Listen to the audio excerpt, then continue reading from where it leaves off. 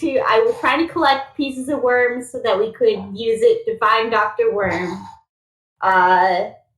Then the ice cream truck happened. Mikey got haunted by a ice cream truck. And then he became the ice cream truck man because he had the hat on, and then it chased throughout suburbia aggressively. And when he destroyed one, even more appeared to even more aggressively, progressing into like a whole ramp. He met a blonde dude. What does anyone know the name of the blonde dude? Maybe it's an NPC. Think Saint Decius. Saint Decius. We met Saint Decius.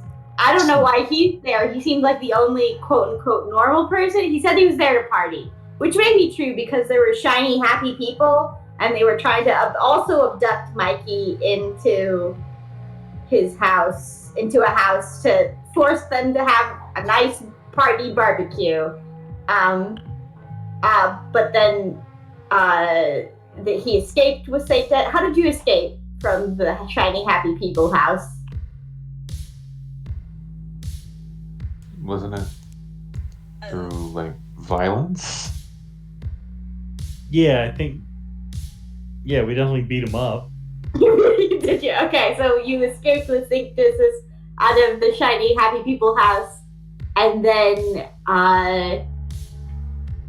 you started to track... We got a worm down. We started to track down Dr. Worm, but instead the security guard came up to try to give us your girlfriend back.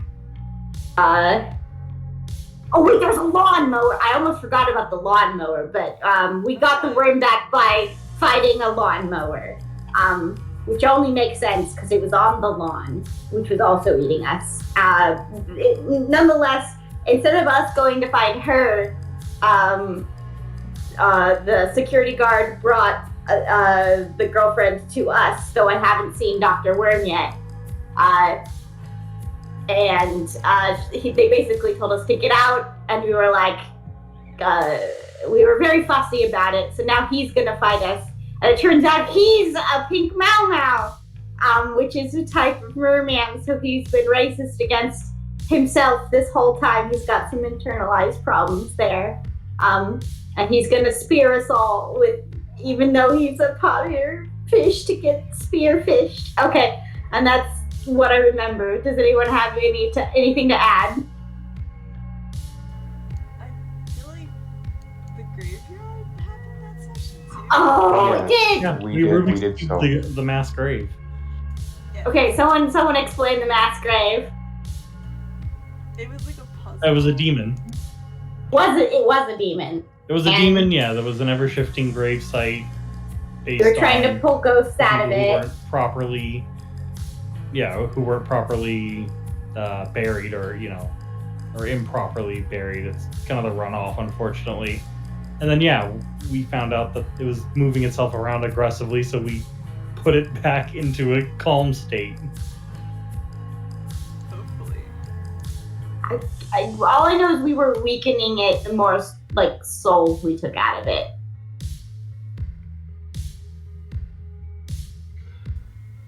That's all we got, DM.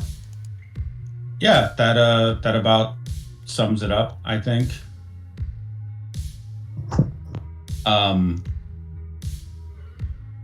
Does anyone have any questions or anything they need to clear up before we jump back into it? Nope. All right.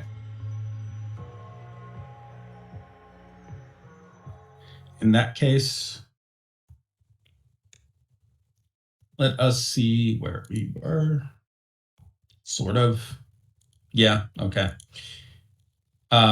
You are all facing down the seemingly the sole opponent here. One Heracles Vice, with the damage that he has sustained from the physical blows that were struck. Part of his face has been peeled off or broken off from the human shell that he maintains as his facade, revealing pink scales with golden edge fringe, and an inhuman eye behind the false appearance of a very racist human supremacist figure. It's maybe at this point, I would say that there is a very strong sense of awareness because you encountered the mass grave that it's not just the mass grave. It's the houses, it's the streets, it's the cars, it's these weird malformed people, the gates, the little niceties of the suburbs, the ice cream trucks, the milkman. All these different parts are like organs within a superorganism.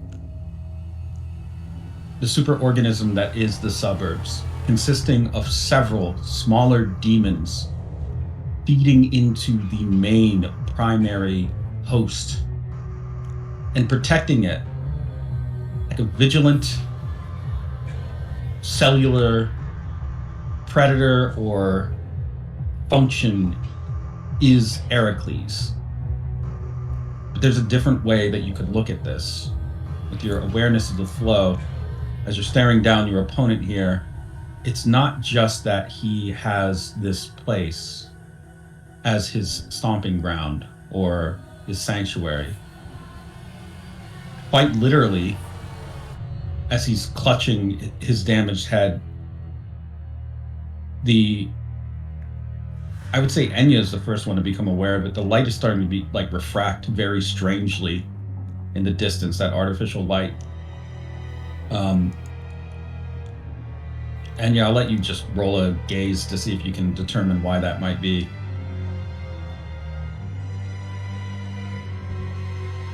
Two is enough. The way that the light's bending in your awareness, your kind of like flow of light, that's because it's going through glass. Either during everything that you've been through here, or at some point, maybe after you confronted Heracles, glass walls have slid up around the suburbs.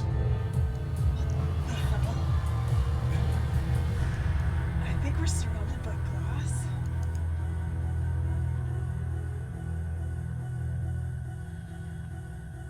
Are we being domed in?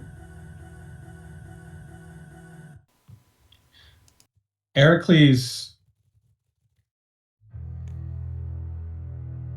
shakily reaches into his coat and pulls out a radio, clicks the button to transmit. Everything's in place. The houses have standing orders. I'll finish this fight myself. Initiate protocol. Fishbowl. After he says that, you can hear just distant, muffled roar. And surrounding you, these houses on the street and everything, they begin to shake a bit and rise vertically. They are being pushed up on very sturdy looking stone wooden legs, very long, kind of like bent, like almost like bird legs. Like these are, we'll say, in the style of like the Baba Yaga house. These houses are starting to just stand up away from their, you can see as they stand up, there are nests beneath them, nests that they were roosting on, like with smaller houses or shacks inside of them that are kind of opening and closing their windows rapidly. The houses, after they stand up, begin to pick up the smaller houses from their own nests and shove them through the front door of the house, and then close the door rapidly to crush and crunch them. Effectively, these houses are cannibalizing their own young. and beginning to, I would say, like shake and become more animated. Once Heracles has given the order and the houses begin to rise, he removes his shattered glasses and just drops them to the ground. You fools are interrupting something that you really ought not have. This is an entire breeding colony. Today it's one suburb. Tomorrow, maybe more. They'll cover this island. Entire colonies, homes, living ecosystems. They'll dominate all other life forms on Guam. Use them to grow more houses, better trees, and little league teams. Crime rates will go down, of course. Grocery stores will only stock organic, locally grown produce. And with what I've taken from your little fruit girl, I think I have more than enough to make sure that there's good eating in these fields. Once Guam has been colonized, the rest of the world will follow. An entire map covered in suburbs. No more filthy urban holes filled with undesirables. No. A more resilient world, filled with those that can pay to survive. One that won't need dirty cops like you getting in the way of progress and financial freedom. Who determined them as undesirables? I will. He steps forward and you can see his stand manifesting next to him with golden armor and pink veins that lurk beneath the plates. It shoves a spear into the ground, causing a pockmark to appear in the asphalt where it lands.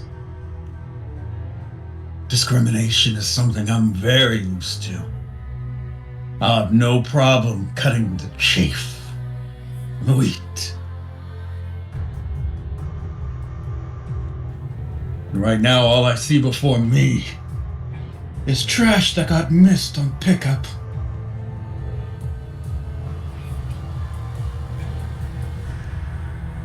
What happened to you? We don't have time to unpack a lot of internalized racism like that, Enya. Yeah, unfortunately, this is not something we can unpack and unravel in time.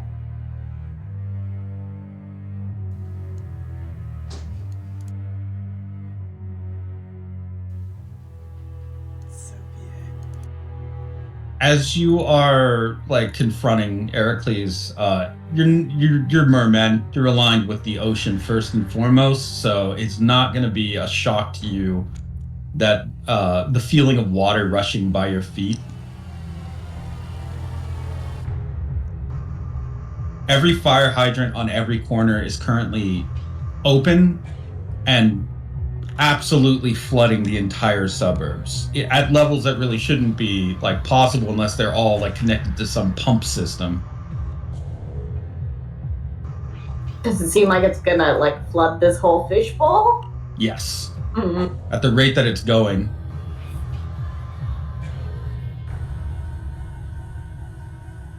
I'd say right now, the time you've taken to talk to him, it's about ankle height, but it's going up very rapidly. It's hitting the glass edges of the suburbs and filling up like an aquarium. Yeah, you can still all breathe, it's fine.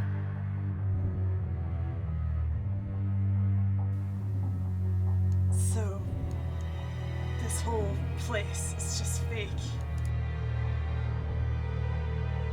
Is that what you want? You just want to grow this fake world? You say it's fake. Feels real to me. Feels peaceful. Feels calm. Feels normal. The waters are starting to rise up to waist height now.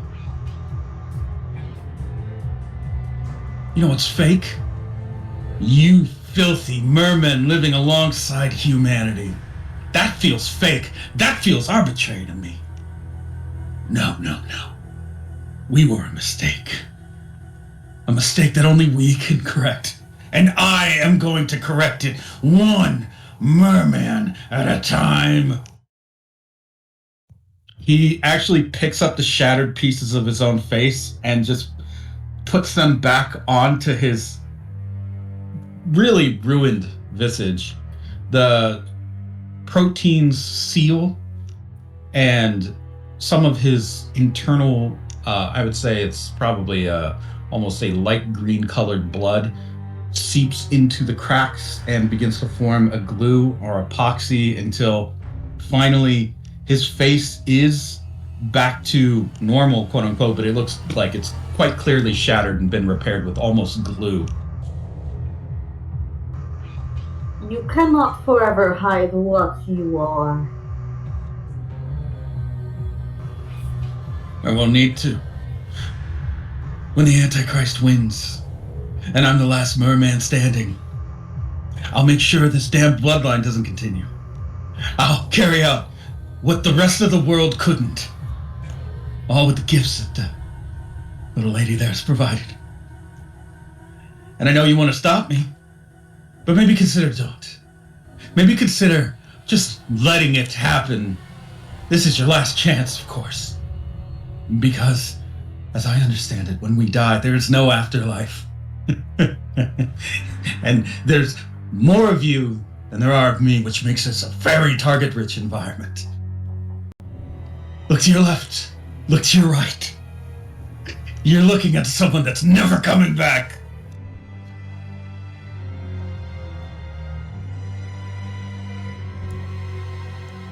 The water is now chest level. He slowly begins to descend down into it, sinking. I'll carry this out. For a good life, I have to end yours. Until he finally disappears beneath the surface.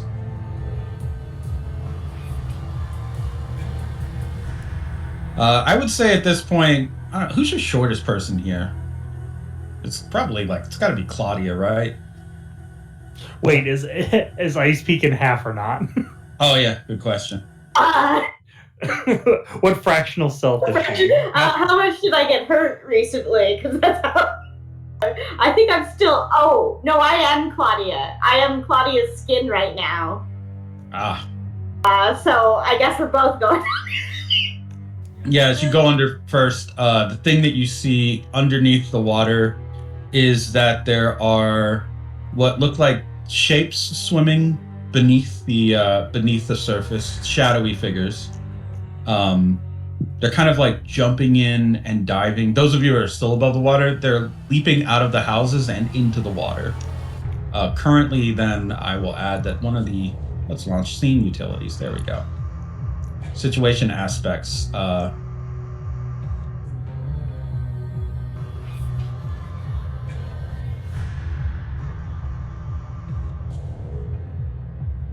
just clicked on this thing. Holy hell. What, Fate Utilities? Yeah. Yeah, it's I've never great. used it before. Yeah. Oh, shit. Yeah, it's dope. Wait, where? Ice Peak, you need to up your fate points. Okay. It should have refreshed. Did I not do it? Her shows 2 on the utilities. I went back up. Just did it. Yeah. Oh, but it won't close. No. Really? Yeah, it's the one from the token that won't close. Oh, I thought that fixed. Hold on. Let me see. Oh, Wow. no, you're right. Ha, that's funny. It shows the extra that I posted as part of the sheet. Oh, dear. All right, I thought that was fixed, but I guess it wasn't. Just try to open from the sheet, not from the screen, I guess, for now, because that I believe closes.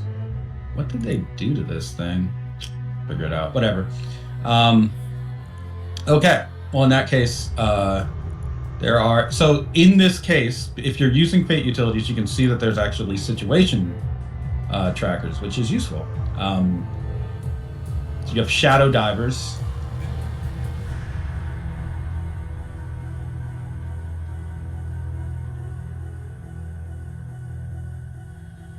And you also have that this is a flooded arena. That will cause two things. First is, Mikey, your flow of wind is going to be more difficult to use because you are in water. So it's a little, you can still use like kind of you can understand the flow of fluid dynamics still apply to, like, obviously water is it does to air, but it may like slow you down a bit if you're trying to use wind to boost your speed, unless you creatively, are doing things like trying to create a whirlpool or a rotor effect. You'd have to be more creative in how you apply it. Obviously, Claudia, you would, I think, be fine because sonar exists, and sound underwater definitely is like a thing that is useful for all aquatic life. Enya might pretty much, it's refracted by water, but it's not too terribly difficult. And Ice Beak, you fuck around with electricity too much, you're going to do some friendly fire here unless you're very careful. So you're going to have to apply like electric eel style maneuvers of short range. I'm gonna touch. Touch damage, because if you try to shoot a bolt, you might end up frying somebody. Yeah, that would be bad. If you're wondering where the Fate Utilities is, if you click on the little guy at the top, token controls, you'll see a little tragedy comedy mask thing. That's Fate Utilities. You click on it, and then you'll see all of your characters that are here in the scene, as well as damage. Well, you can see at the top, there's the first one is your sheets, including little drop downs for skills you can roll. The second little tab is for injuries and stress tracks. The third one is for situation aspects. That's one you may want to pay attention to. That includes countdowns and scene notes. Because they're mobile. Yes. Sure. The little dice roll guy is, I think, just generally just showing different approaches that you guys have available. I'm not sure if that's the most useful, and there's some things here that like I don't really know. Maybe it might be showing all. Yeah, it looks like it's showing all possible character sheet actions, quite a lot. So don't do that. Or that's maybe not useful. I think if I hit the dice thing, it would probably roll all of them. I'm not going to do that. And I don't recommend that you do either. And finally, there's a thing for game notes, which I guess we can use more often, as well as game aspects. So, for example, we could put the blue moon thing there.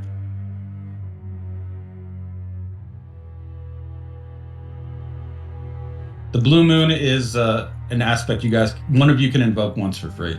Otherwise, it just gives you a +1 on your Law and Order rolls to, obviously get Law and Order going.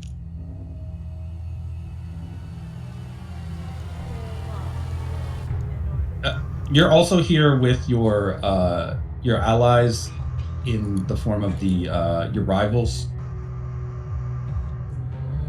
I think Tiger Monsoon is probably locked out of this because she didn't make it in before the glass wall went up. So it's just Dr. Worm, half of Dr. Worm, Zella, and Trace, who managed to pull himself out of the mass grave once you guys defeated it. I'm going to say that they're back up right now, and they can generally try to run interference for you. Should we treat them like an aspect, or that we can like invoke once, or? Yeah, we'll roll it like that. Let me just go ahead. I will add an aspect for each of. I wish the little window was like bigger for aspects. I'll add. You get 3 invokes on your allies, basically. The fate aspect tracker you can make bigger. I don't understand. On the situation aspects, on the fate utility tool. Oh, well, there is a fate aspect tracker that you could just use, which has Cable as that all-consuming drone right now. That's basically outdated. I'm gonna just like probably quit using that because Okay. this basically is that, but more. Better. Okay. Yeah, so I just haven't gotten rid of the Fate aspect tracker is like a different module. This Fate utilities thing I believe is built into Fate Core, so it seems generally more useful except for that whole thing with the Everything. everything. Yeah, popping out the window might help. I'm trying to figure out also what happens when you click this little button. It doesn't seem like anything happens. Yeah, I'm not sure what. Wait, something on top of him. Shadow Divers free invoke. Yeah, so I could add Oh. everything, and it created a little tab or something for it. Interesting. Okay. So it just, if I click on a thing, it just does it adds the whatever the aspect is on top of it. That's novel. So if I click this and then do that. Oh, I see. It adds it out onto the just. Oh, okay. So you can leave them. You Yeah. could probably put it under the suburbs picture. That would be fine. Interesting. I wish it had a better default because it's rather small and difficult to read. Yeah. Can you adjust the size at all, or no? Not there. I can, but it's like the default size is what makes it a little bit, like. On the Fate utilities in the upper right, it has like a grow and shrink font. If you click on that, does it make it Fun. bigger? Let me see if that works actually. Oh, I was gonna say the text just got bigger before you deleted it. That's because I actually made it bigger. Oh, you went through? Okay. Yeah. And it looks like the bigger and smaller text button is for just in the UI of the thing. Can't win them all. Yeah, I know. It's still useful. It's really neat. I really should use it more often in general, just for this reason.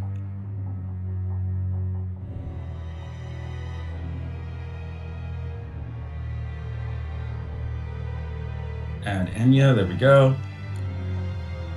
Okay, so now that Heracles is out of view, I would say you guys have like a brief moment of time before he is going to begin his attack. I will say that because you all have molecular control 5, you have awareness of flow, you can determine without even like being attacked by him right now, he is also working within a flow, something that he understands and that maybe you do not yet.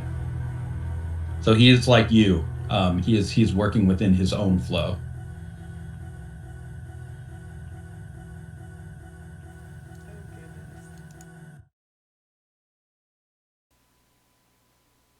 So I guess first we have to find out where he is.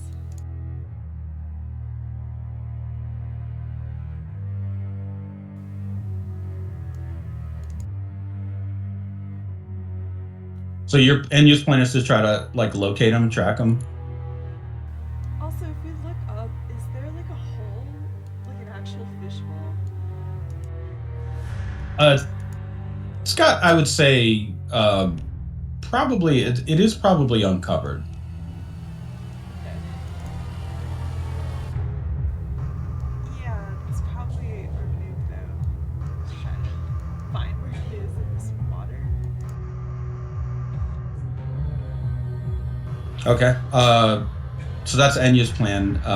Ice Peak, what is your plan of action here?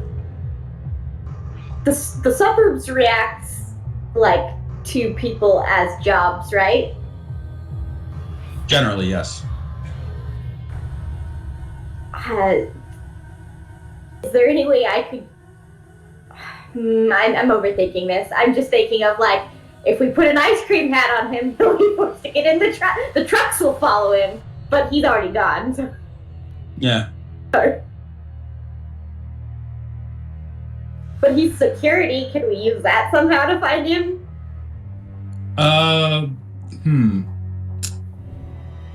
I guess if you try to, I mean, he still had his like equipment on him, which means it's still putting off electric pulse. Perhaps even if it is like shorting, or you may be able to determine what's shorting. Oh, okay. The little security like radios and stuff. Yeah. Okay. And like he had the, what do you call it? He had that tablet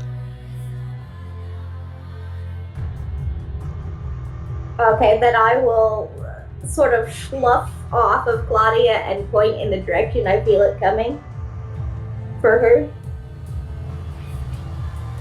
Slough.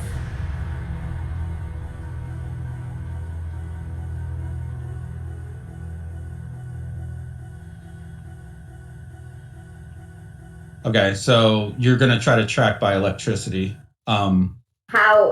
Well, it's shorting, so. Yeah. Yeah.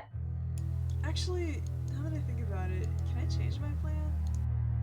What is your plan? Sure. I mean, we're like in water. Why not just make a big vortex and draw him into it? If the whole place is like kind of maybe his creation anyway, won't it all just go into the center?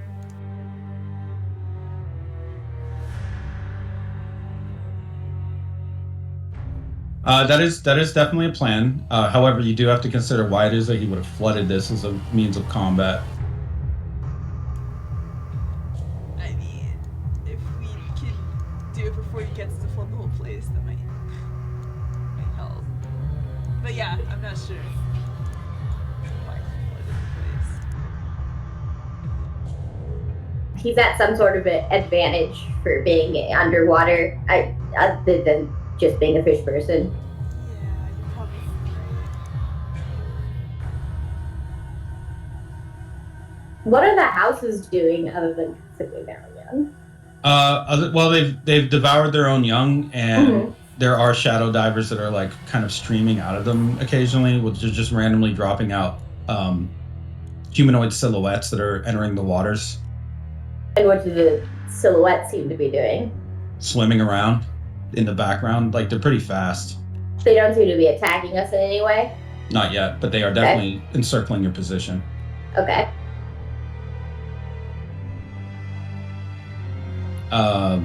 Mikey, do you have a plan? Currently it is to, I guess, drop travelers around me into the water and have them start spinning to create 3 little whirlpools. So that if he's gonna come at me, he's gotta at least pop up, or I'll, hopefully trap him, but or know he's there.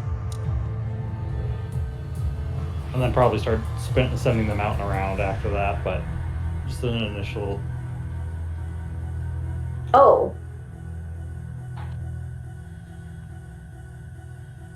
Yeah. What is? Can I pull from the mass grave? I would say as the waters are coming up and the mass grave's been successfully put to rest, you may catch like a few stray bodies. Okay. What is your plan with them? You want to just like animate them as to serve a purpose? Yeah, I guess maybe I could. This is kind of cool, though. I don't know what the shadow divers do, so they could swim out there and find out, but I don't know. Okay, so you want to focus, like, we'll just say your focus is on negating the shadow divers or their threat. Yeah, I'm trying. Yes. Yeah, that sounds better. Okay, and Claudia, lastly, what is it that you would plan to do here?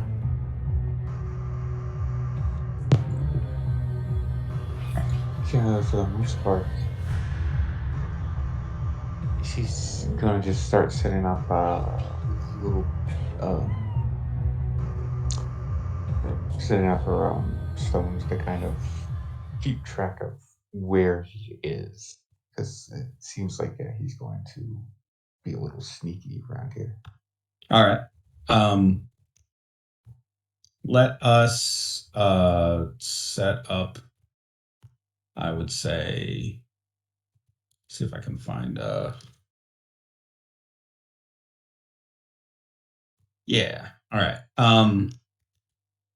Just give me 1 second to make an image asset, and then I will actually, I think, be able to set this up weirdly without having to change too much about our splash screen. What a pun. I get it.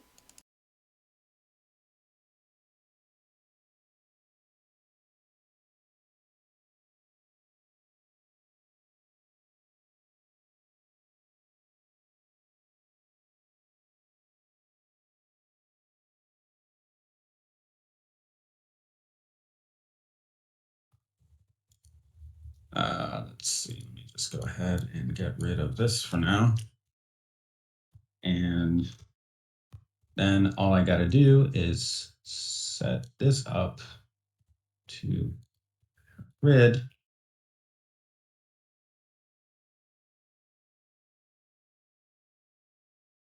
Probably going to, change some things around. That's fine.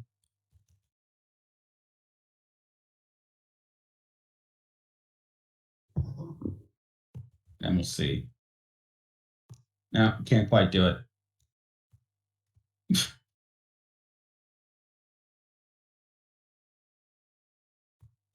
Come on, Midjourney, get it together. Really thinking Bing is probably the best right now for this. Just get a square out though. We have an idea of where we are. We're gonna just do it like that, and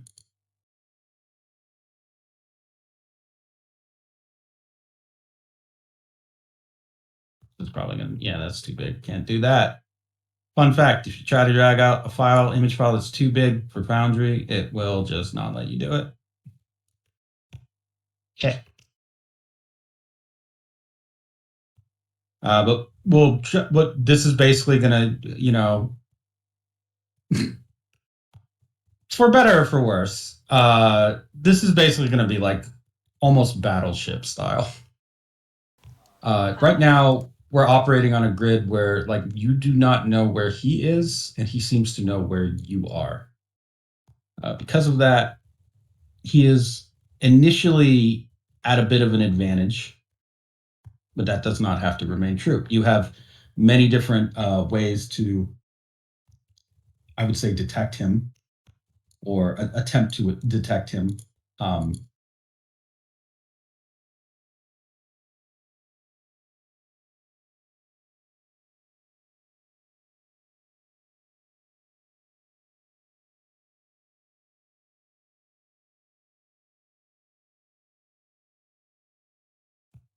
And that means that initially he may be able to inflict some harm upon your team, depending on what his approach is.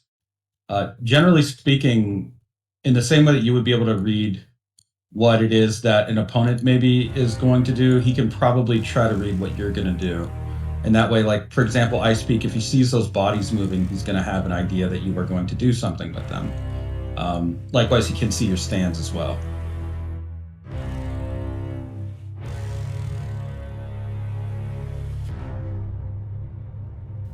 Of course.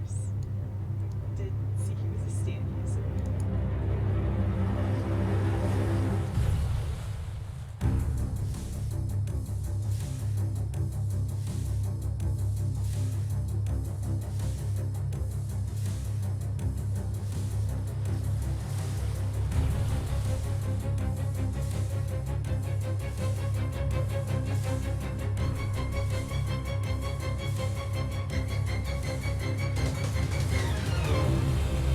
So I will draw a box around this area, and I will let you guys determine your initial placement and make sure that it is well defined, so you have an idea of standing and like what you're doing on a battle map.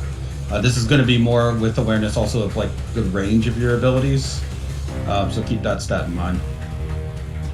Let's see, I could draw it like about this.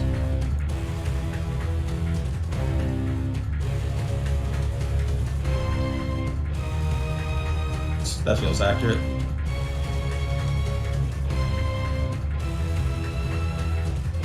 And to make it more visible, I will remove the blue filter so you don't have to suffer with that too much. At least tone it down. It does feel like we're underwater, though. Yes. Yes, turn it down. This is what you feel is turned down, add-on? Okay, I'm just not even gonna try. Okey-doke.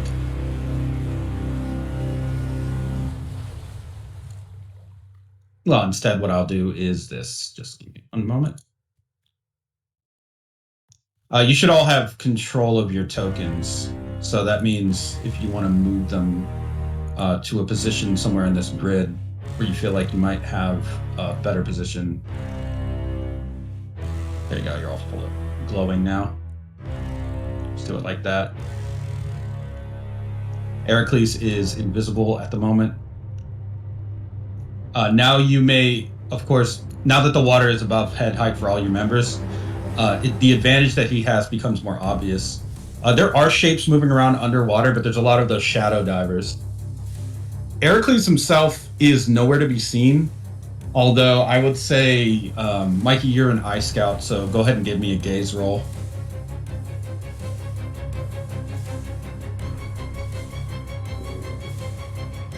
Yeah, you definitely for a second catch a glimpse of something that looks like translucent moving underneath the water with a very angry face, being trailed by a translucent figure in armor that's carrying a spear behind it.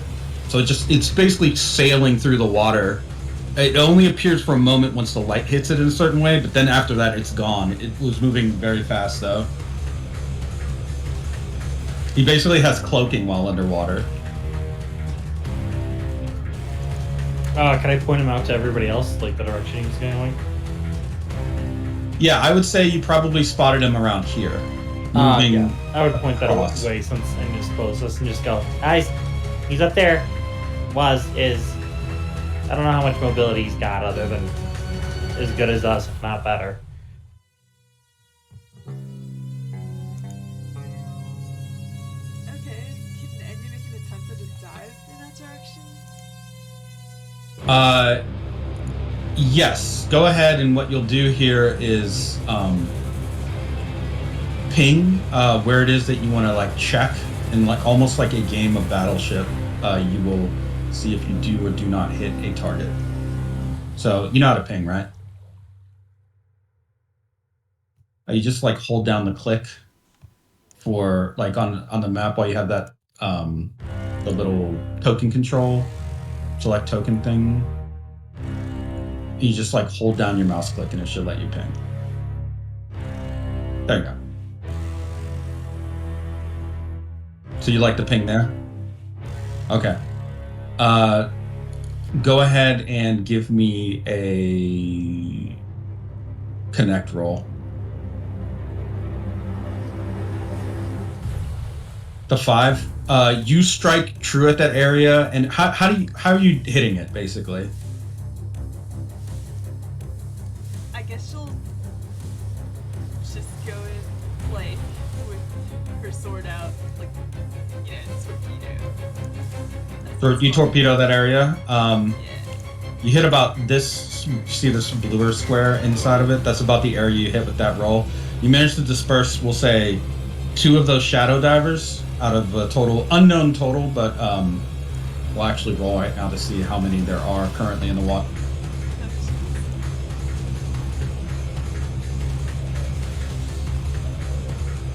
You take the number down to 11. Currently, however, like that, Heracles was not there. You just kind of disperse those figures. You can kind of feel their shadowy mass get like pushed into the water and torn apart like ribbons. On his turn, so let's say you end up there. Heracles is going to pass by you very rapidly.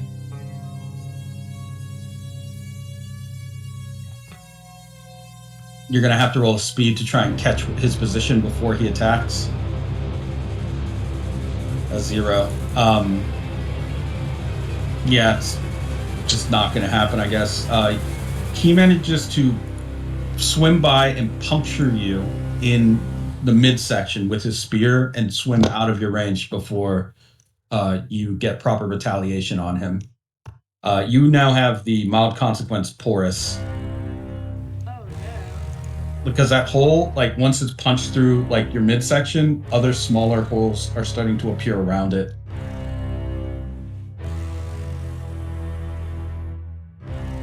Sorry, I didn't get it, but,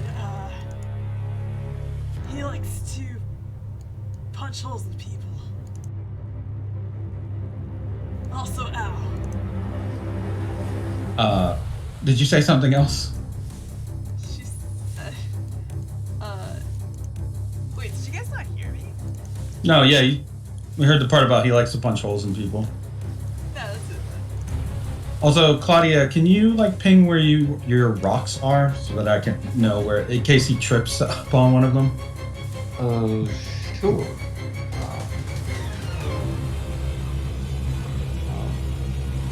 Like there. Okay, let me just quickly just draw freehand. So it's like here, right? Yeah. Okay. And did you? Okay, that one right there. Okay. Oh shit! The one you pinged is actually that's where he ended up. So for a moment, he's opened. He manages to trip across one of your rocks in travel. The vibrations fuck with his cloaking. Good pick. Are we playing Battleship? Yeah. Yes. That I would say. And who do you want to popcorn it to? I guess. Claudia, let's see what she does to follow up. Okay, Claudia. You have a range of, well, 2. So it might be harder to lay your stand ability on him. You'd have to like move in. Handled a little bit more like traditional zones in a fake game. You'd have to roll a speed roll against his. No, you just roll a speed roll passively. You need to get to about, I believe, if it was D&D terms, you want to get within like, I believe, like a couple squares closer. A couple, like we'll say 10 feet closer. Because you have a range of 2, which is supposed to be some, I forget how many meters out. So it's just a speed roll of I think you have to beat a 1. Pretty Okay. simple, actually. Yeah, it's not that difficult. We haven't used zone rules in like years. Years. She'll probably try to move closer. With a 5, you can move perfectly within range, and your first attack comes with a boost. Yeah, so I imagine she will.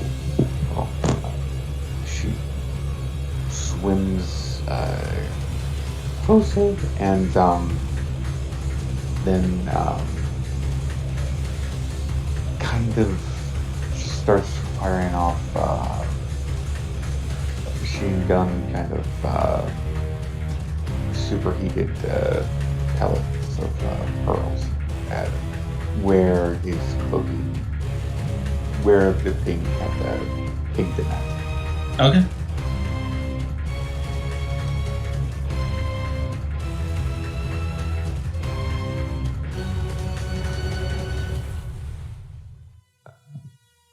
Go ahead. I think that would be a precision roll. That's what you'd want to go for there. Okay.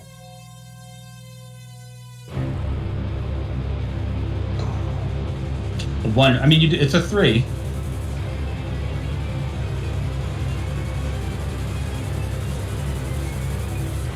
Versus a 5. Would you like to invoke? You have some free boosts from your allies. If you can think of a way that Zella, Dr. Worm, or Trace may be able to assist you in this, that would bring you up to 5, and you can further boost it with fate points if you want to try to land damage on him while he's vulnerable. Sure.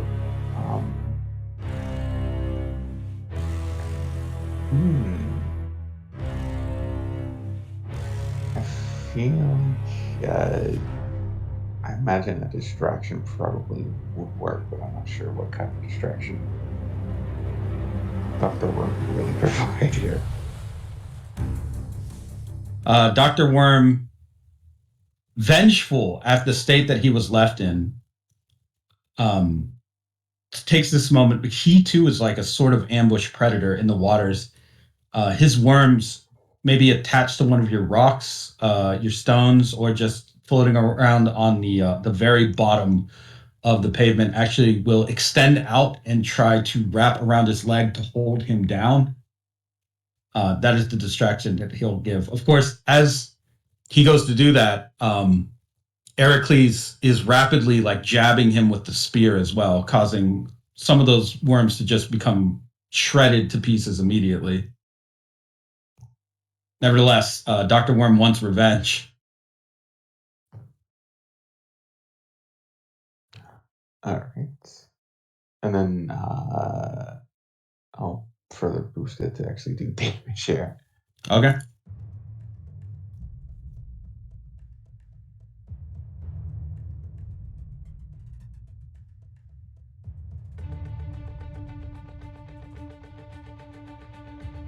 What are you invoking to boost it further? I think I will invoke. Hold on.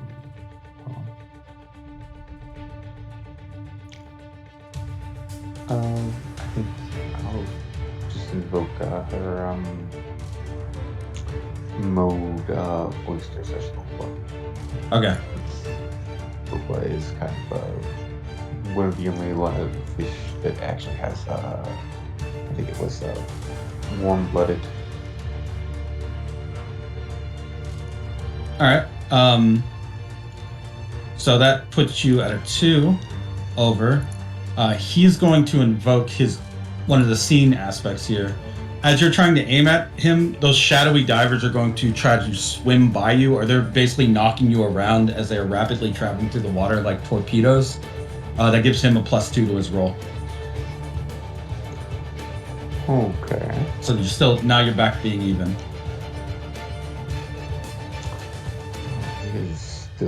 This is one of the times he's been vulnerable, so maybe it's worth it to invoke once more. Not sure though. You can also, I would say this is one of those fights where you may want to try to start building advantage, so that you may want to hold off on now if you feel like you are not going to be able to reach him, because he's got a lot of situational aspects to invoke, and he still has full fate points. So, you can either choose to disengage from the attack and allow him to escape back into invisibility, with the focus more on his, building up his thing, or you can use one of your Leica stones to flip one of his pluses to a negative. That's true. You can only do that once per round of actions. I'll flip one of his to a negative then. Okay. That will put him then at a 5 and you at a 7. So while he thinks that he's clever in using his environment to protect himself, you manage to lay in damage on him. You have a weapon rating, so we're going to use that too. That means he takes 4 stress unless he further invokes past that. Will he, though, is the question. Yeah, he has to. Otherwise, he's going to start taking some heavy damage. So he's going to invoke that his main duty here is to maintain order within. No, he's going to invoke that he is, once the bullets actually do reach him, although initially his face was very vulnerable after he got crushed and uppercutted, you can tell that his hide is actually maybe not as tough as Enya's, but it's pretty fucking strong. He's a skull type, so he's invoking that. I think if I double click it, I think it'll show.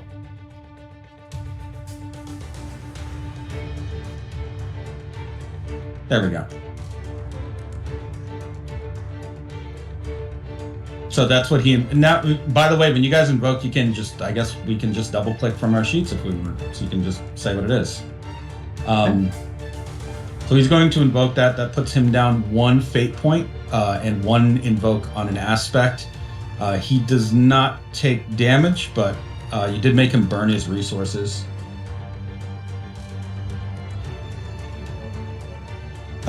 Is that all for your turn, or would you like further try and gamble against him? Yeah, I think I'll leave it at that. Okay. Who do you want to popcorn it to after? He has to take his action, but who's up next on deck?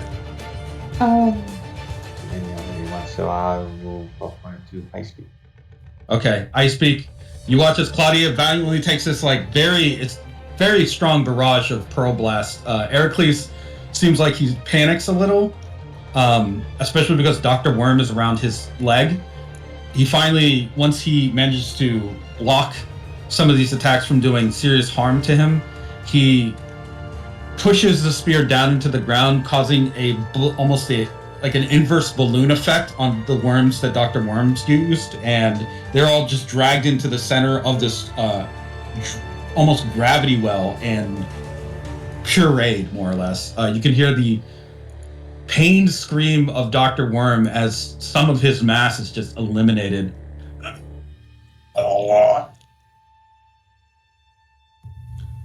And then Heracles basically pushes through this mass, this pool of blood, and once again turns translucent.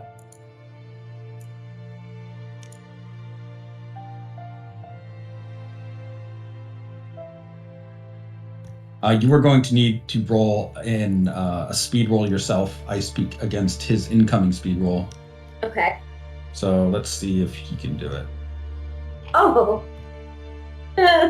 Oh my god.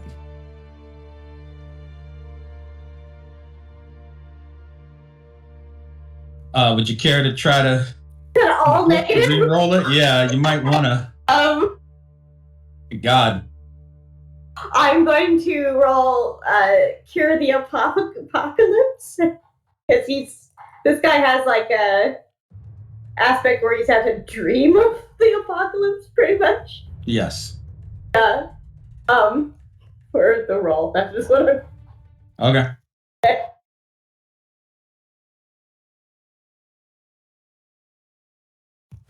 It should just let you re-roll. Yeah, there you go. Oh, what happened? I'm sorry. I used the re-roll with a fate point on the. No. And that made everybody re-roll. My God. I'm sorry. I will not do that again. If I could delete all those, I would. Sorry. If you just hit the fate point actions, does that what makes everybody re-roll? Everybody, or is it just? All I know is it's a fate point actions, and I clicked the re-roll button, and everybody re-rolled. I'm very sorry about that. I will really try weird. again. I'm just gonna let me clear chat. Sorry. Yes, I'm sorry. No, I don't know. There we go. Okay. Just go ahead and give me a fresh speed roll. Yeah. You're rolling against the 5. I did it. Did it work? I really can't wait for them to fix some of this shit. So, because it's actually nice. A 1. Yeah. So I mean, long and negative. I mean, there are ways you can like catch up for there's different boosts you have here that you can use to catch up, including your own fate points. But it's up to you. He got a 5, right? Yes. So I'd have to spend the 2 fate points I have left to get there. Yes, or a fate point and one of your ally invokes. I can't ally invoke Dr. Worm. Correct. He's got a bunch of dead hymns, right? Yes, but if you want to invoke him, it won't be a free, it wouldn't be a free invoke. It would be he's splattered. No, I would be invoking Death No More to alive them, and I guess I'll wait on that. This is his attack. I don't know what to do. I'm gonna be full of holes. Your range is also pretty short. You have a 1 range. Those things are in that zone over there, so you'd have to like rush over to short range, basically res them and use them against Dr. or Heracles, if you even know what his position is, you know? Yeah, true. He's coming at me and he's invisible. So, this is just like my reaction time. I don't even know what I'll be able to I should just spend all my fate points? Why not? You can if you want. I don't think I should use up anyone else's, like, powers yet. Okay. You're just gonna spend all your fate points? Yeah, I will, I guess, invoke, Brainy Swarm, because this is some sort of puzzle, sort of, and, I guess Twilight, because this is, we're doing some old-fashioned, trying to eat me in the dark shit. Sure. However, he is going to invoke. Okay. He's going to invoke a scene aspect. He's going to invoke. Let's see, what does he have still available? The ease at which he's like prepared this encounter. He's invoking the flooded arena. He's prepared for this moment to take down any mermen that try and come and disrupt the harmony of the suburbs. Specifically, he chose an arena where he could prove his superiority over his seaborn brethren, thoroughly placing them below him in the evolutionary scale in the chain of life here, giving him a +2 that makes his roll a 7. Well, I don't have any more points. Can I invoke my trouble to attach to him? Maybe not. Maybe on your After the own hit? turn. Yeah. I'll give you an opportunity for a compel. Because you did spend all your fate points. Don't worry. It'll be one that's, I would say, informative. In this case, because he succeeds over you, you do take the mild consequence porous rather. Okay.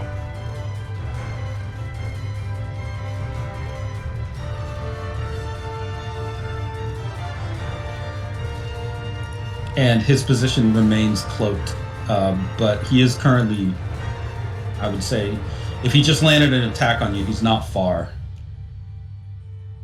But that is his attack, basically. Okay. For your compel, danger of the old ways. This is exactly like fighting a predator in the twilight area of the ocean. Difficult to see. Tries to like basically wound you so that you bleed out if they don't immediately kill you. The piercing weapon being like a fang or the strong jaws of a predator. For someone that is very, I would say you can catch an idea of what kind of fish he's based off of. The pink Mau Mau is by no means an aggressive predator like this, so he would have had to have adapted himself almost like to more of a degree than you would have had to adapt to get out of the Twilight mindset. This man is like, he's ready to do battle in like abyssal zones, apparently, if he's like going through all this trouble and is out of his mind like this. With that compel, I would say like you can regain a fate point, but you will have to really bullet time focus your attention on the angle, speed, impact, like the amount of strength behind the blow. Like not just like study the pain that it causes, but like in the moment, focus your scientific mind to understand like the actual mechanical like nature of his attacks, like the way that he's doing it. Because it's not just that he's stabbing you with a spear. It's also like strange, I would say, to your analytical mind that there are smaller holes being formed around the larger initial puncture hole. But it's part of the sand effect. Like, what does that mean? Mentally? I would say mentally, it's almost like a shotgun blast. Interesting. Done at very short range, aimed directly for your organs, if you had organs in those places. I mean, maybe he isn't so aware of your swarm type behavior physiology yet, so I mean it's still going to affect you. Yeah. And Enya took damage in almost a similar location. You can tell, I would say, by that you're dealing with someone that is used to being a weaker combatant than what he is facing. Everything about what he's doing here is from that sort of like position in life of being weaker, but needing to get the kill. So you get one fate point back. But you're hyper focusing on analyzing the wound and trying to understand the nature of your opponent may leave you a bit more vulnerable than your fellow Aqua members. You may be able to also provide them with some information as well, meaning you can obviously use your fate point to boost something that they do, or otherwise like coordinate with them. It is your turn, actually.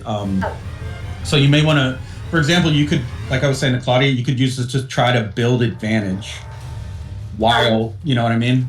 Can I help by like stretching after he hits me? Can I stretch my body out into like an electrified net between the direction that he came from and my friends?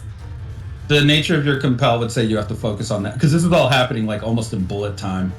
Okay, so like it's happening very quickly. You have to either focus or make the net. Okay, so what on my turn? How do I focus?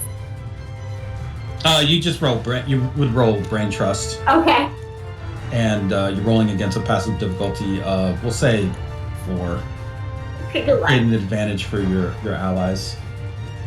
Nope. What do you mean? I can't roll above a 2 today. Oh no. I'd have to. Well, I guess I could if I use my 1, which I just got back, which I will, because why not?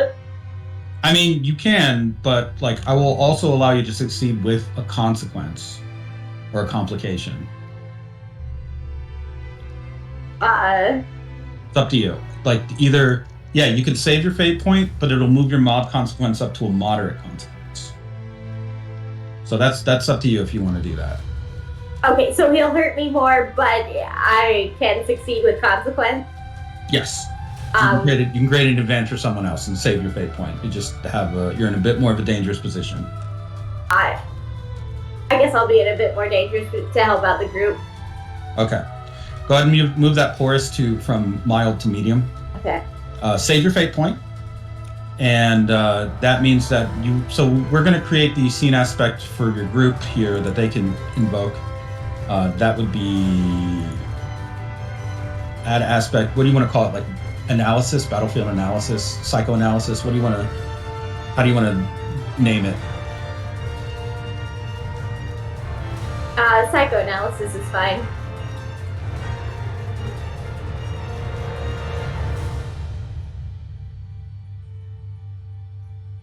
Okay. In that case, it has 1 free invoke. Somebody can use that for a +2 on their roll, including you, I speak. But for now, you've created that. How do you spread that information to the team? When I say this is happening in bullet time, it's from the moment that the floodwaters were high enough to now. It's probably been, I'll say, under 10 seconds. Well, I've indicated that I've stolen little tricks from the brain, our Rihanna the Brain Queen. So can I just like, I have eels on both Claudia and Mikey, so can I like focus their eyes, or at least some of their eyes in Mikey's case? Sure. Like, or just like give a little like a zap to their brain on like where he is, where he's going trajectory-wise. Oh, I meant more in relation to the psychoanalysis thing that they can invoke. Like, how would you pass that information on to help them? You could just even say he's a weak ambush predator. Oh, yeah, yes, I would tell them that he is an ambush predator.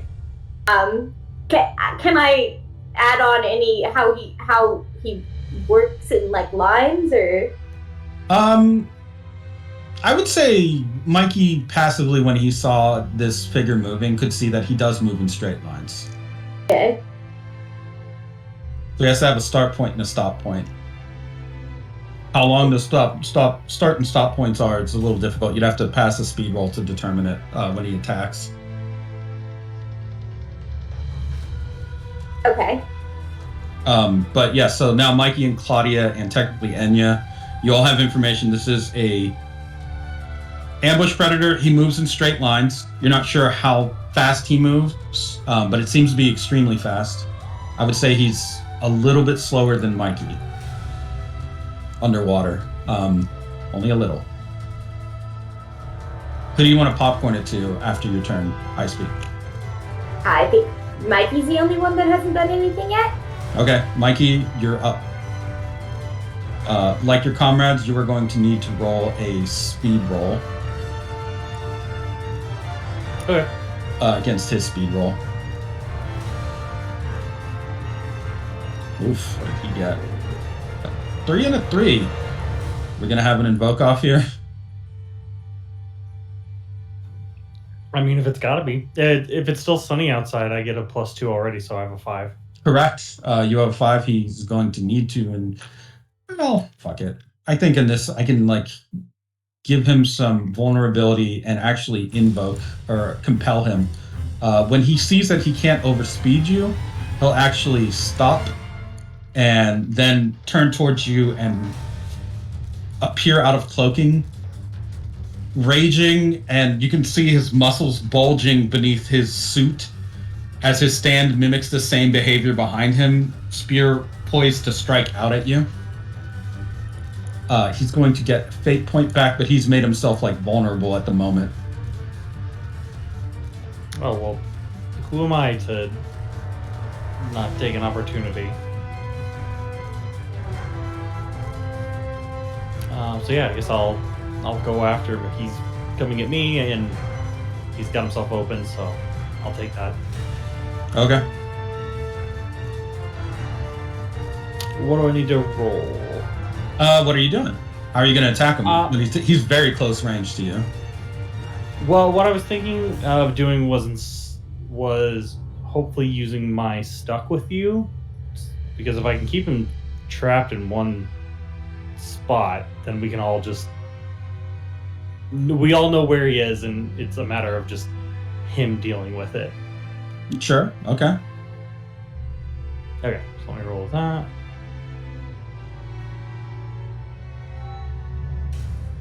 Five. Let's see if we can like, get out of that.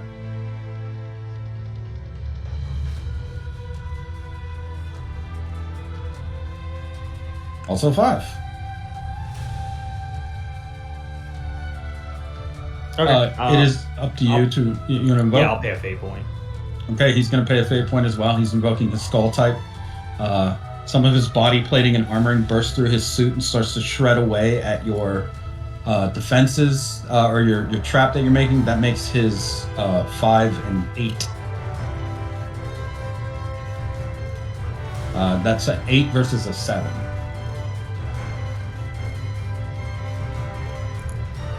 Which means he would succeed on his roll. Do you want to further invoke? Or you can invoke. You have several boosts on him. Oh, can I just invoke those instead?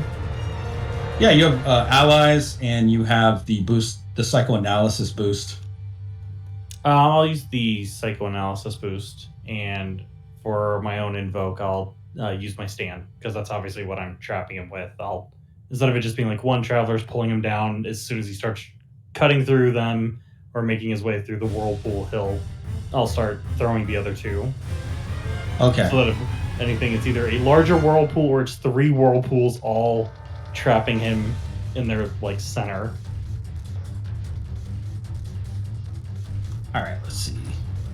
All right, for the moment then, he is going to be trapped. So currently he's struggling against the binding. Can I? Yeah. He's struggling against the binding that Mikey has placed on him. That is your turn, though? Yes. The binding of Mikey, yeah. He is going to, because he can't necessarily get out of that immediately, and it is his turn, and you are the closest target. He's going to try and get out of that.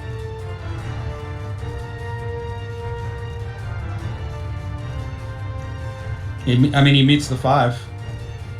Yeah. So he manages to break free from your binding and immediately hit you with let's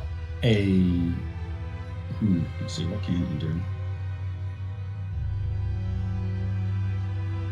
Yeah, he's going to clash you. He is right in your face, so. He throws out a rapid series of stabs with his spear to try and puncture several parts of your body. That is a 6, a 5, and we'll just say, yeah, precision. 6, a 5, and a 4. That's what you're trying to beat.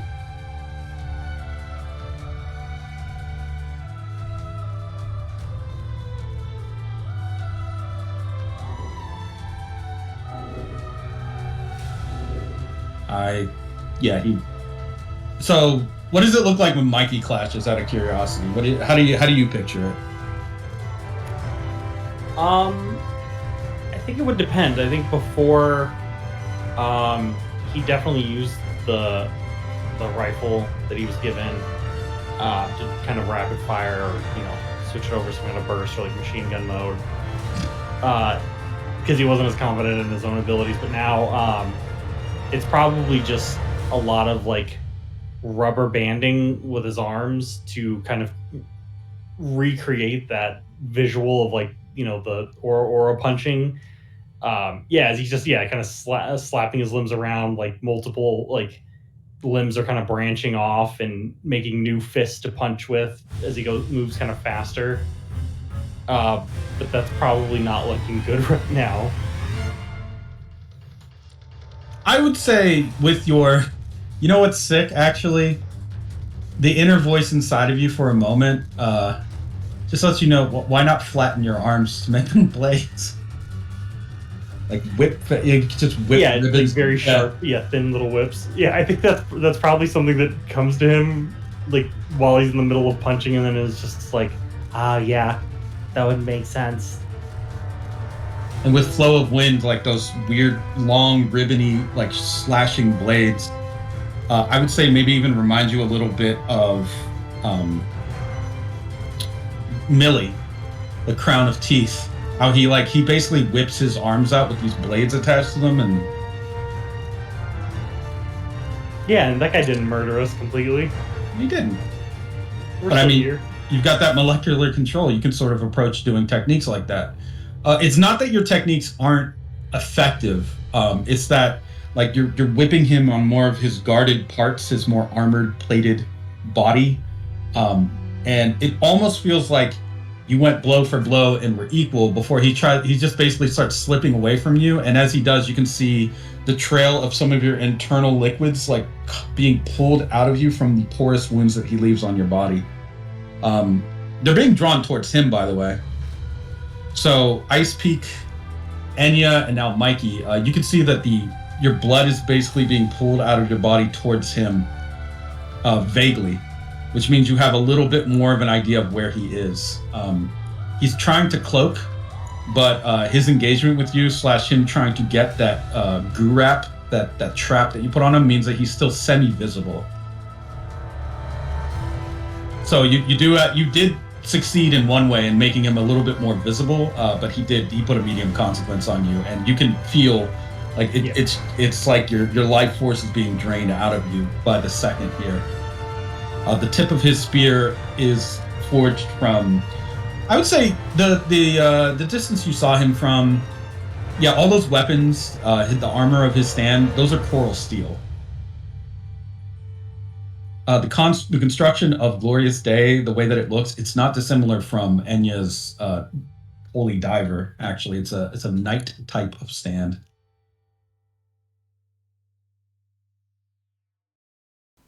Of course.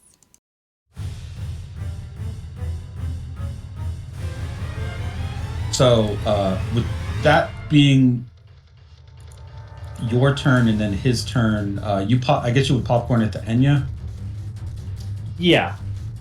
Enya, it is your turn. You are someone who also has a short range, so if you want to try to get to him, you're gonna have to pass a pretty significant. Oh, your consequence is porous. Okay. Oh shit! I accidentally. Sorry guys, foundry closed. Oh. My bad. Oh dear. Yeah, I misclicked. I did that. That was not the program. That was me. Sorry about that. Haha. Well, I guess I can't update my It's true. You get off.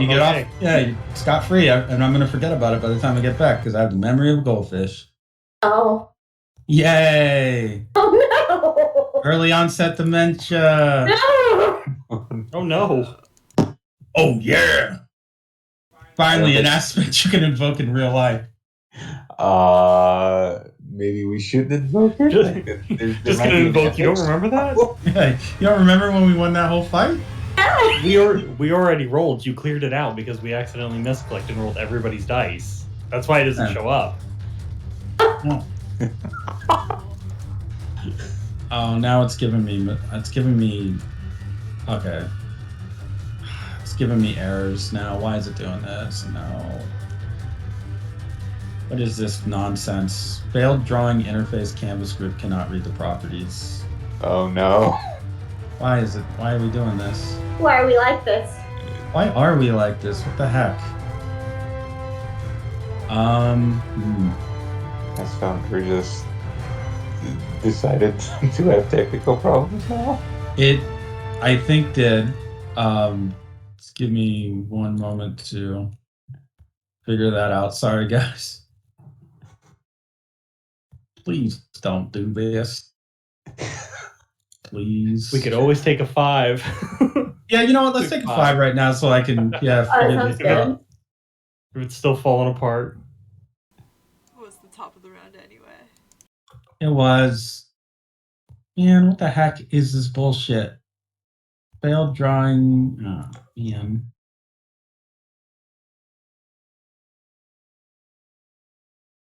Going back to roll 20. Mm.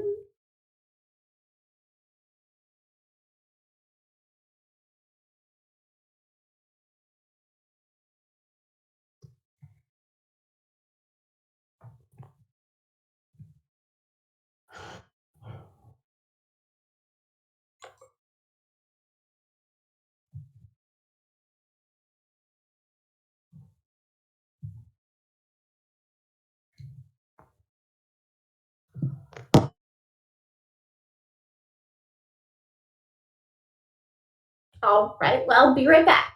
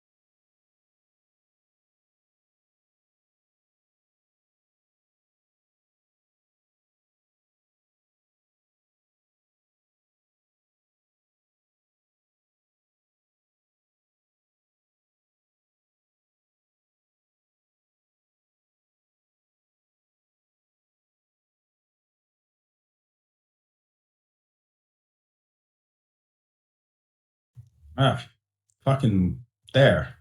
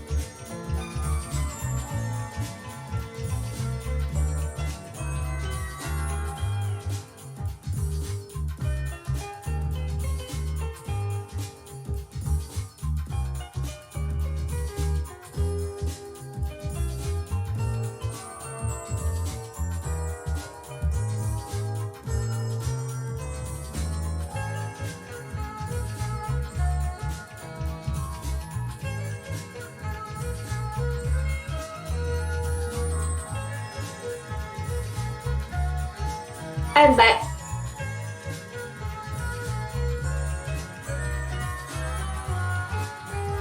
How we doing? Oh, good. We're Yeah. yay. But we need a, hold on.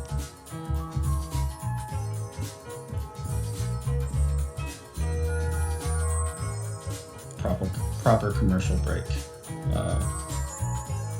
screen. So let me just go ahead and add one.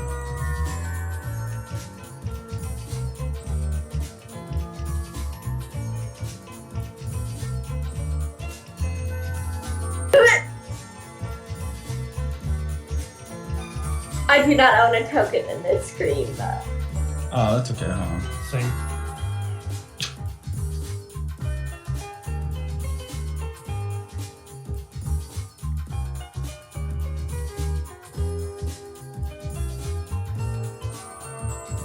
Can you see it now? Oh no! What? Are we in Japan and we're just cursed? It's the commercial. Yeah, we're cursed. Yeah. Is this a Zorba ad then? Yeah.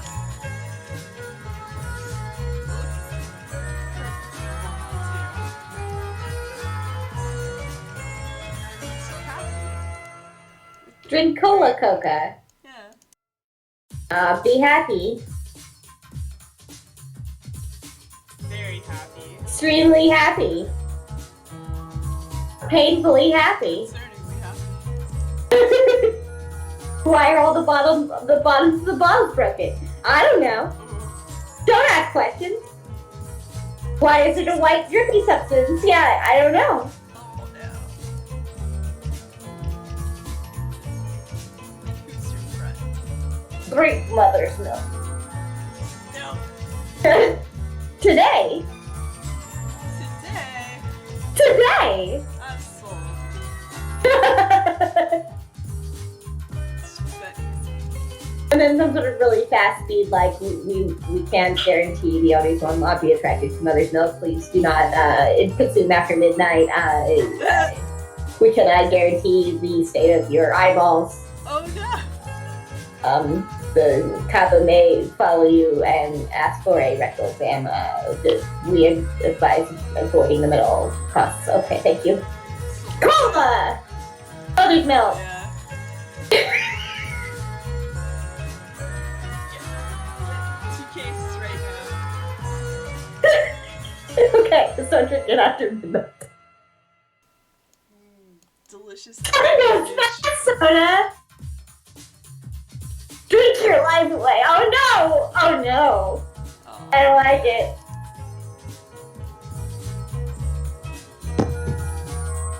What?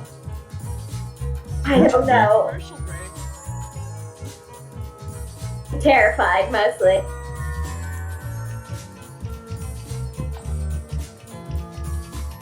I should do this more often when we go on breaks. We could have, get your little commercial in. Uh-huh. And if I had my shit together, I'd also do eye catches, but I'm not a cool video guy like Mikey. Oh Mikey could probably do eye catches. no! Well, I think I still have the tool for those eye catches. Just gotta like slide the thing around and then have the little sound effect and the cool little chart. I should figure that out at some point. My computer doesn't suck. Maybe I can do it. But yes, I got the. It sounds like everybody's back. I did get things working again. Just give me one moment. Oh, because I just gotta grab something.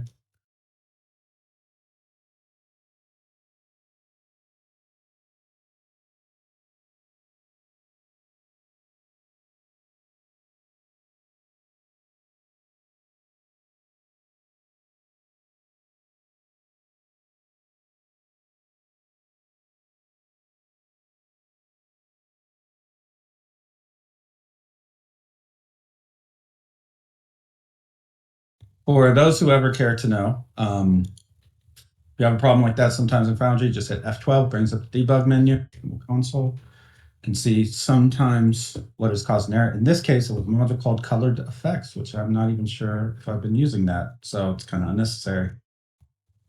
But yeah, there we go. Let's get back to it. I'll wait for you to maybe not be so busy before I put in that request. But I'll see what I can grab. Or it's even possible, we have 2 artists. We can actually like ask them to draw things as well. Yes. Dude, we live in the world of Mid-Journey now. No, you still have a place. It doesn't need to be like this. I welcome the I robot. believe I can edit Mid-Journey pictures to be exactly how I see them in my head, which is great. But no, I think I need more ridiculous poses, and Mid-Journey won't do that for me. Bing will, maybe. I was gonna say you gotta just look up like fashion model shoots. Ooh. That's what a Rocky Yeah. does. I know I have actually in the past and have been currently. I believe I have some saved in like Pinterest, and I may or may not draw over them at some point. I mean, sometimes you gotta. Mm-hmm.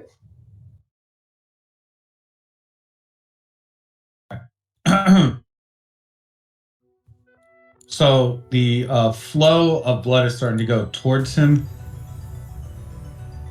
I believe it was Mikey's turn, and it was just ping pong back to you, Enya. Yes. Okay, so roll to try to get to you. Yeah, you want to roll speed. You're trying to beat up. In your case, it's going to be a 4.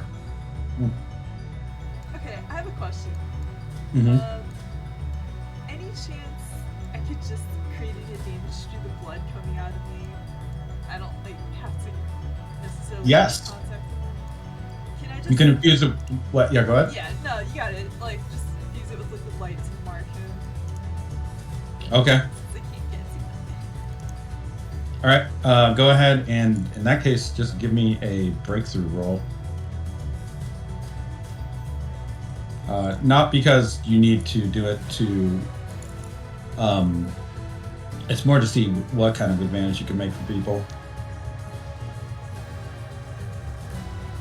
You mean more than just a +2? Yes. Okay. In his case, well, when it comes to you creating an advantage, you automatically do it. But this is to see if it would be a +3. In which case, it is just a +2. He manages to catch on to what you're doing, but not before it can tag him a little with your liquid light. However, he is now going to focus on you as a primary target because you are definitely someone that can mess with his strategy here. So he's going to try and roll to get towards you.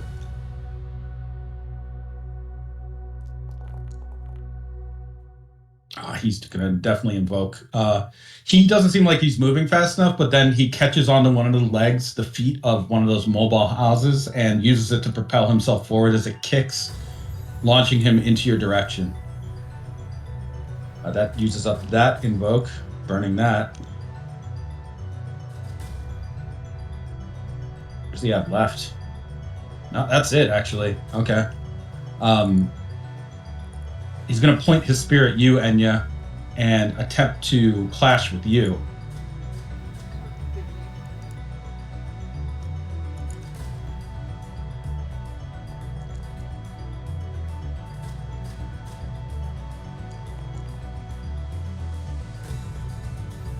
However, you have a clash-based stunt, do you not? So a 5-4-2.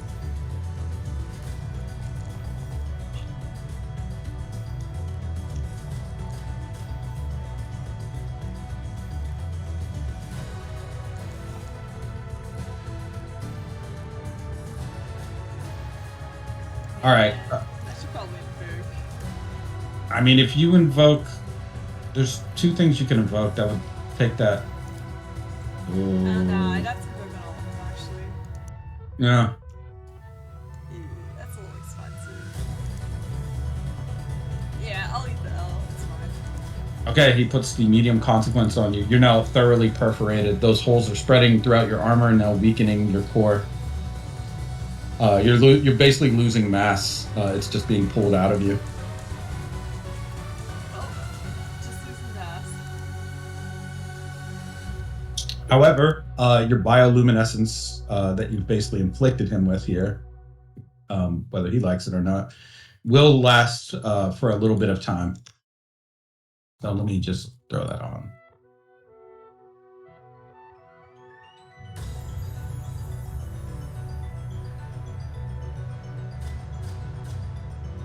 And they really changed some shit about how things look. And they're gonna jump a whole nother version at some point too, to whatever I guess 12? It's 12. Foundry. Foundry, yeah, 12, Foundry 12. Right now it's Foundry 11. Is that right? Really? Who do you want to ping pong it to after that? Or actually, yeah, after that, who do you want to ping pong it to? So then you would have an idea what they want to do. I feel like it's probably either Claudia or Ice Beast's turn, so... Why not Claudia?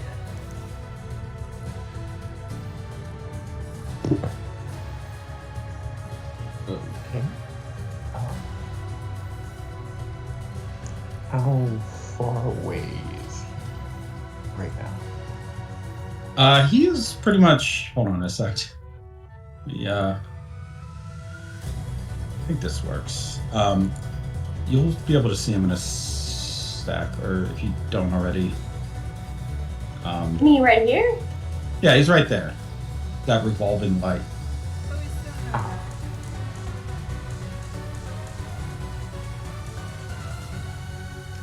I think Claudia's going to try to get close enough to him. And then kind of just start playing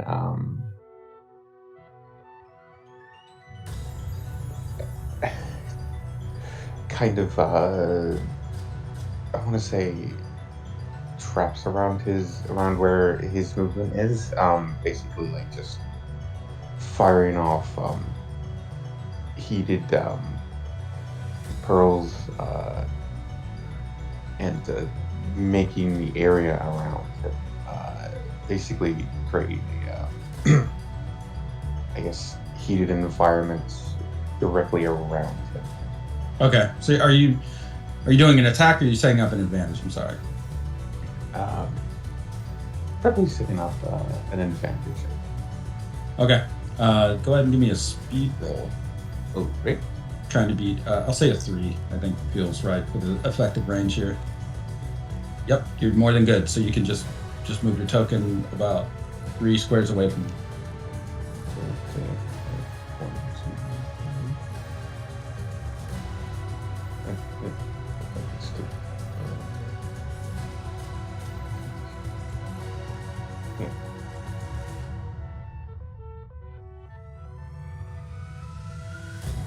What was that?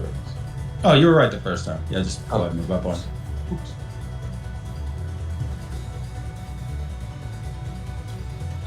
Go ahead, and for this, you're going to want to give me probably precision. Seems appropriate. Okay. Okay. Yikes. Oh, what happened? Oh no. You got any fate points? I have 2, I think. Oh. So, yeah, I'm gonna go ahead and spend it because spend at least one of them. I have to reroll that.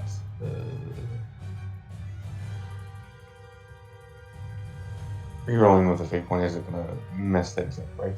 It might. You might want to just like hit the button again, honestly. Yeah. Until we figure out why it does that. Okay. Oh, that's 3. Let's see.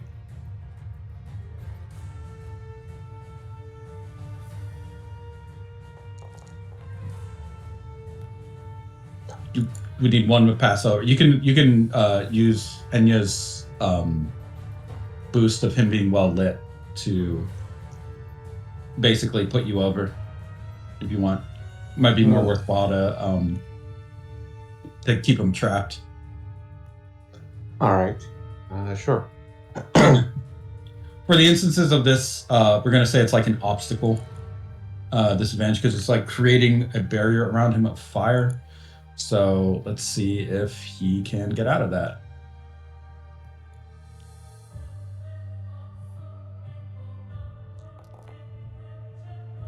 He cannot. He has to stay where he is.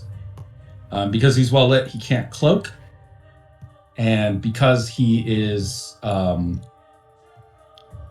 he's in trouble, it seems. However, he is going to place his spear downward facing, or his stand will, like floating behind him, and you can see there is a whirlpool forming at the tip of the blade. Anyone with the porous consequence on them is going to have to roll power to avoid being dragged towards him. Oh, okay. Yes, that's all of you except for Claudia, I think.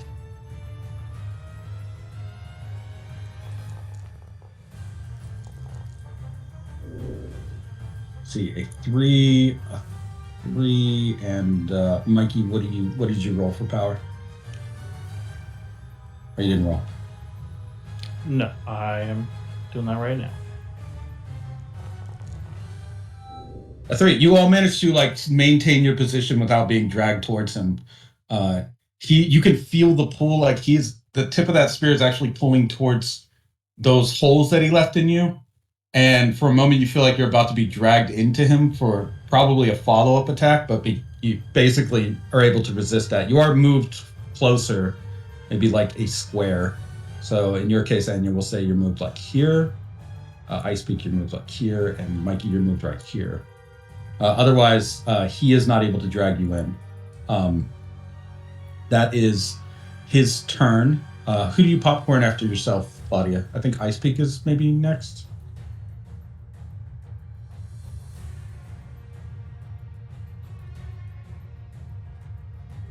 Does that sound right? I mean, I haven't gotten yeah. it. Oops. Yay. Yeah, okay. Ice Peak. You have your summoned ghosts. They are there, so it's not necessarily bound by your stand range. You may want to move a little bit closer if you're planning on doing anything with yourself, but if you just... Your ghosts aren't exactly like killers. They're not killer drones, but they can like carry out simple tasks for you. What would you like to try and do on your turn, though? He is currently pinned with a fire field and casting off illumination. I was gonna grab. I guess this was just an idea. I was gonna grab a bunch of my dead lamprey, the bugs from Dr. Worm that are also dead, and I was gonna try to use it as like an electrified net. Because I can pass electricity through bodies, I assume. Yeah, like create a chain more or less of electricity. They'll have to make physical contact so you don't like fry your friends, but that's fine. Yeah, I would kind of that's why it's like a net or a whip. I'd be actually physically throwing it at him. Okay. Go ahead and give me for that, you're going to probably want to do a...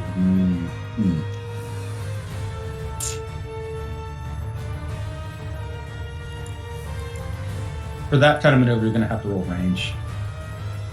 Okay. Long range attack of you exercising your molecular control. Oh, good luck for me. Okay. Yeah. Well, 1.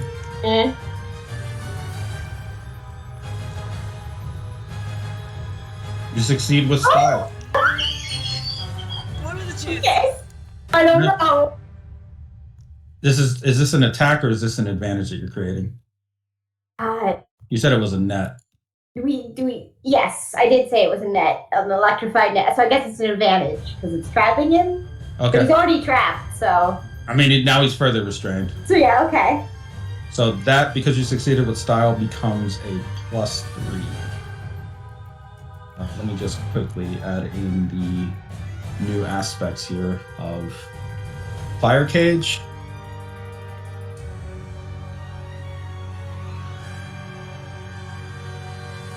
Who would you like to pass to after you? Is the only one who hasn't gotten one yet Mikey? Yeah. Then Mikey. Yep. Okay, let me just take a quick look at what he's still got left.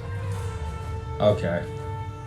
He's going to, seeing that he didn't drag you in the first time and now he's got this electricity on him, he actually like doubles down. You can watch his body kind of like bulge, his musculature, like it's basically his entire physicality is growing almost to twice its original size as he's channeling the inner strength of his position as a merman, a skull slayer to be exact. You again need to roll power against this roll, but it's coming with a several invokes on top of it. 3, it's +2 because he is invoking that he is a slayer, and he's going to further +2 it because he is, let's see what we got. Oh, I mean,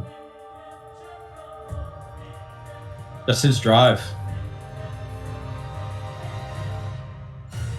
No, not even his drive, the environment, the underwater arena. Like, he set this up specifically to run and gun, pierce you, and then, like, drag you in to crush you all together.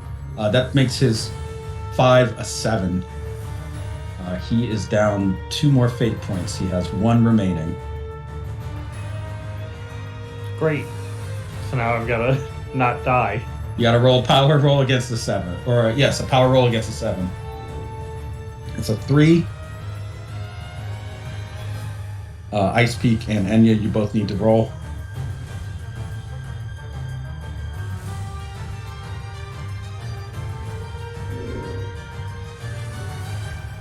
Damn, Ice Peak.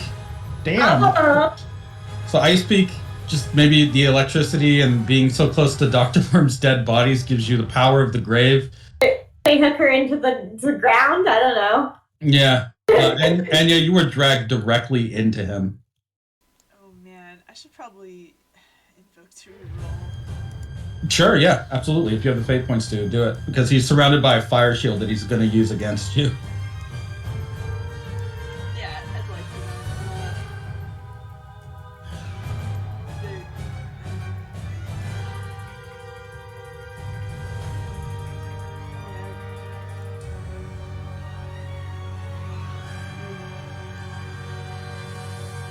At this lower the depths, I'm struggling with like that right now.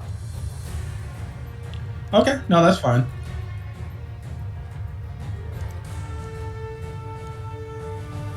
In that case, go ahead and reroll it.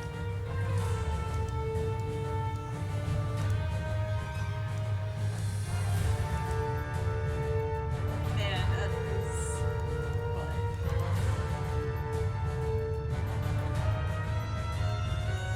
I have fate points. I'm just gonna like try to reroll again.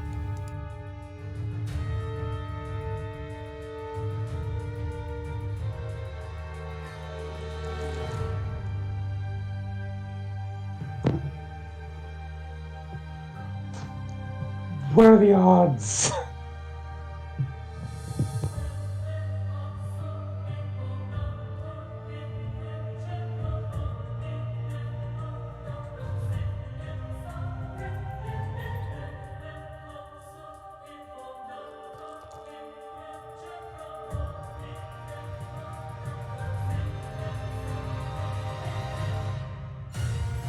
All right, you're dragged in. Yeah, this is fate.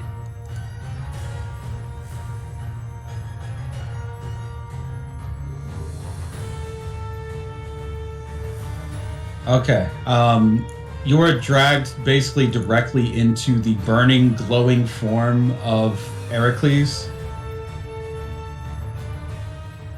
I would say at this proximity, you this close to him, what you know about him,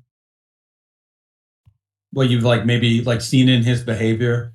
This man is very much like a polar opposite of you, where you are someone who takes in those that are downtrodden and tries to protect them. He pushes his boot down on them to basically kick them off down into whatever fate they are condemned to. Where you are someone who is more on the side of those who are economically downtrodden. This man is the one who does the trotting, or at least helps those that do. And where you have like tried to resist or fight back, push back against the corporate takeover of your world and the dehumanization of all that dwell within it, he has been nothing but a willing agent of that agenda. And as you're this close to him with his burning bright visage, you can see briefly for a moment, like there are streams of, we'll say, bubbles, steam rising from the corners of his eyes as he's desperately trying to kill you now. And it's not from a position of authority, strength, any sense of victory. Being this close and seeing, I think, the people that you've seen in your life, he has the struggle to survive like kind of expression. He's not like just some, I would say, run-of-the-mill villain. This guy really does see this as a life or death struggle. It's you or him, all of you or him. And whatever position he caused him to be here in his life like this, He does not seem to have any intention of backing down or trying to be reasonable in any way. So he basically, as you're dragged into him, he will push his burning spear through your heart.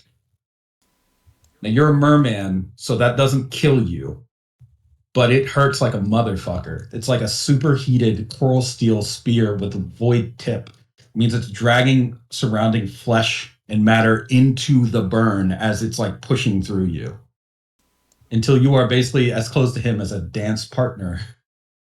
And in like now that you're face to face with him, you can see his clenched teeth and flared nostrils and wild eyes as he seems to almost turn from that panicked grimace, that scowl, into almost a smile or joyful expression at the thought that he might be the one to kill you right now, just as he promised.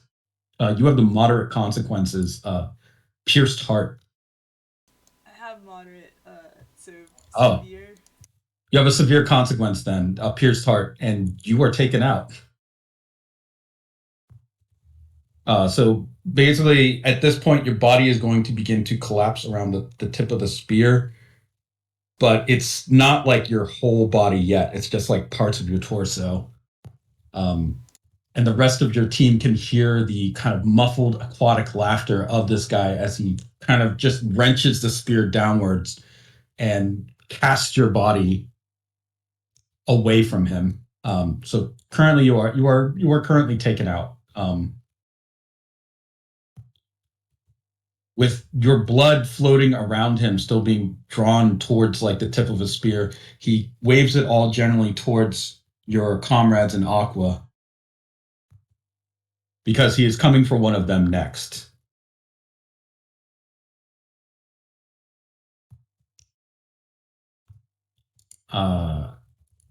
Although I have to say, you got a 3.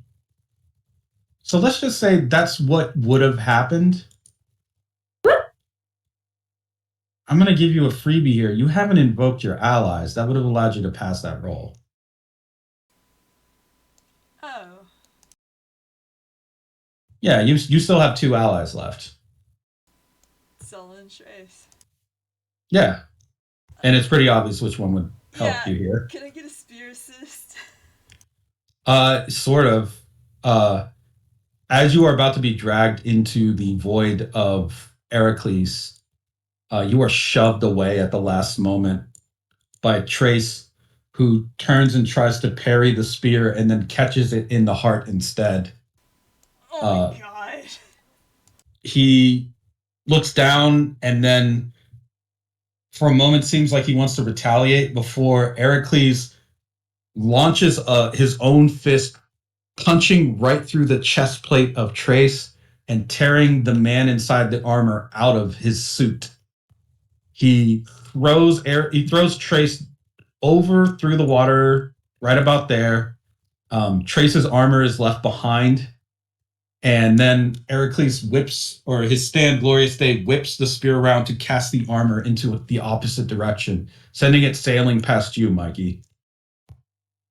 Trace floats away, surrounded in a pool of his own blood, now unarmored, with no protection, and basically down. Yeah, that is what is his death condition. I don't know if it's on his sheet,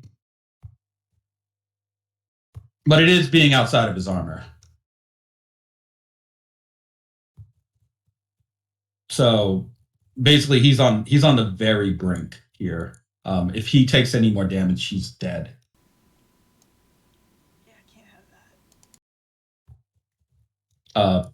But he did step in to help you. Oh my goodness. So not taken out. You're not taken out. Trace is taken out.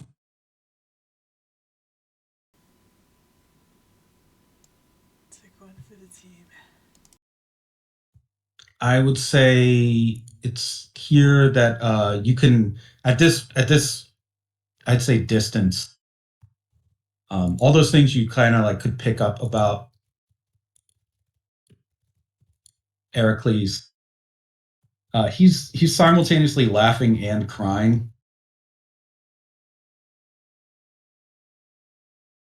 You're so broken.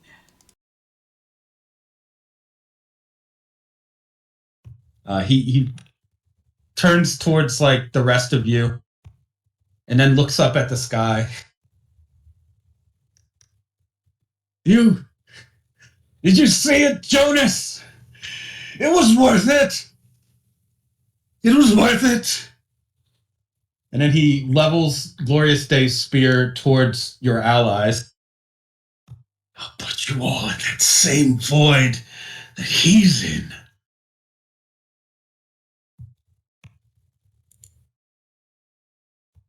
Who do you popcorn it to next?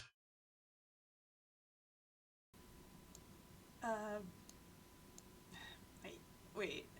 Yeah, Mikey? Mikey. All right.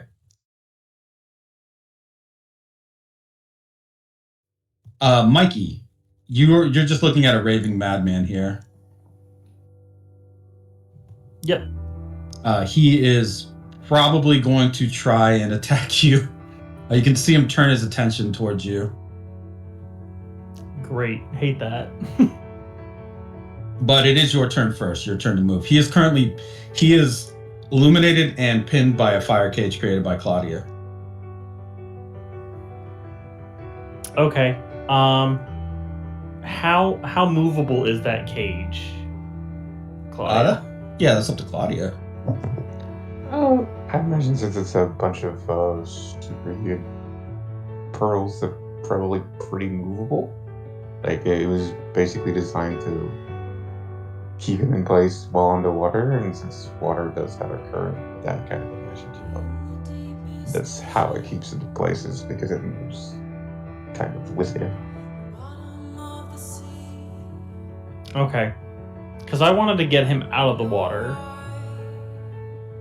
Okay. I just needed to know if I was gonna have to pull him through the cage to do that, or if the cage could go with him. Okay, using the superheated water and like your ability to create whirlwinds, you could probably create a super propeller that would just like rocket him the fuck out of the water. Yeah, I want to launch that guy into the glass dome. He's really gonna break through the glass ceiling here as a merman. Well, there's no roof, so if you're trying to launch, you'd have to launch him sideways, basically. Oh no, that was more of a joke, but yeah, I'll launch him up out of the water so that he can. If he's gonna take pot shots at us, so at least we're gonna know where they're coming from. Okay. I'm gonna assume this is creating an advantage roll. Yeah, this will be just set up for somebody else to take it. Okay. Go ahead and give me a what's your range? Your range is really good. I don't think you'll need to move. You can actually use travelers to like work that whirlwind and use your flow of wind here. So go ahead and give me a it feels like a power roll. But I don't want you to have a flop roll, so I'll have my fingers crossed for you.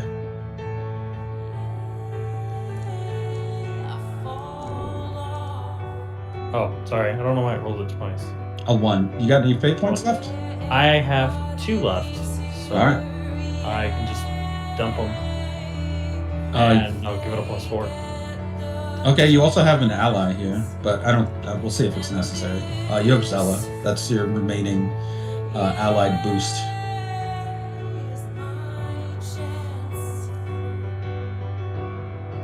So that made your roll became a 5, correct? Is the way that works? Yes. You said it was +4. Okay. Yeah, he's gonna invoke he's gonna use this last fate point. He is the head of Good Life Security. He cannot be taken out like this on his own turf, in his own arena. He's so close to victory. By the way, your allies you're fucked up. Enya is very fucked up. He's already taken out what remained of, more or less what remained of Dr. Worm and Trace. So he's clinging to fucking life here. He does not want to be launched. Like he's literally using like counterpull from his own void vacuum ability to try and push back against your whirlpool/jet. Do you have anything else that you can invoke? Because otherwise, I guess it would come down to Zella.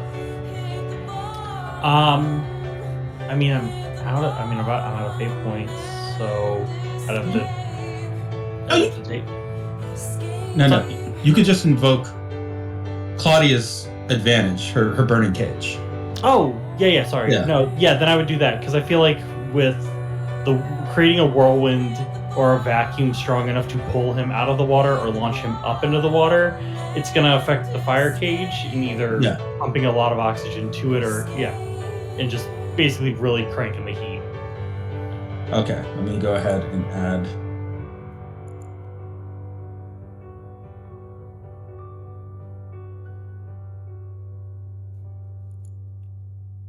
You launch him. Give me a 1d1000 roll.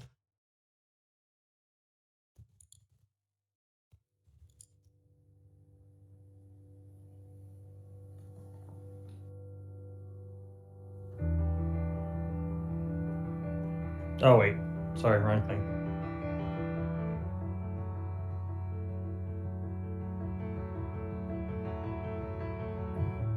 You launch him 170 feet up into the air off of the surface of the water.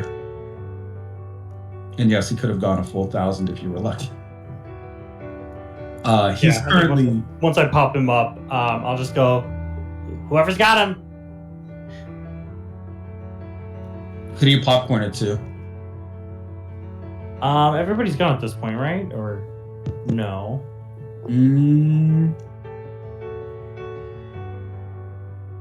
I think Enya's usually at the top of the round, but I'm pretty sure she just took a turn. This. Yeah, she sent it to me. I feel like I just made the net, so it's probably Claudia. Okay. Yeah, I mean, it's her fire cage, so maybe she can cook this fish. Claudia, this guy is way out of range, but you are able to fire off bullets with your pearls. So it would be a high range of difficulty. Yeah, I guess there's sonar, a sound attack, a sonic attack, maybe. How do you feel like you would try to... You could also just create an advantage while he's airborne.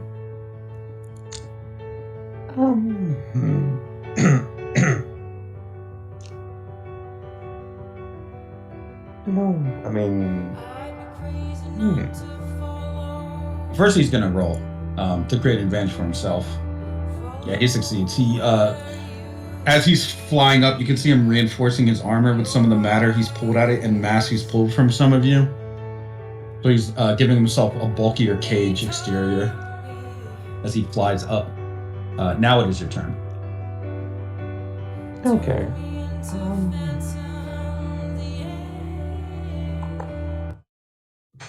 I'm just thinking of a way to attack from range with sonar.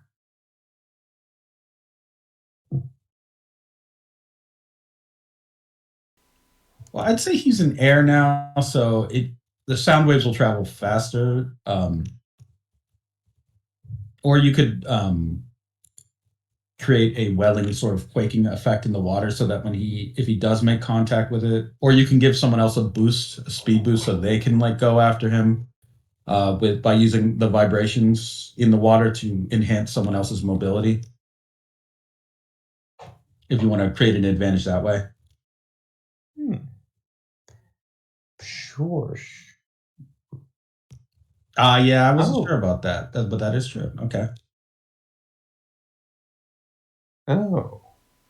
It was faster, but I don't think it has the same.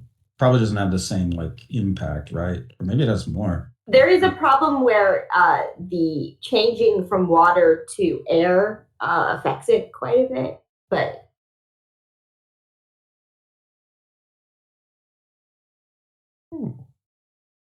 So, in theory, she could perhaps kind of create a vibration for herself to kind of propel herself straight through the air and then not to the air, through the water, and then just, I don't know, launch yourself like a rocket at him to basically try to soar him through the far, far way up. You want to further push him up, Yes. basically? Okay, go for it. That is going to be a speed roll. Okie dokie.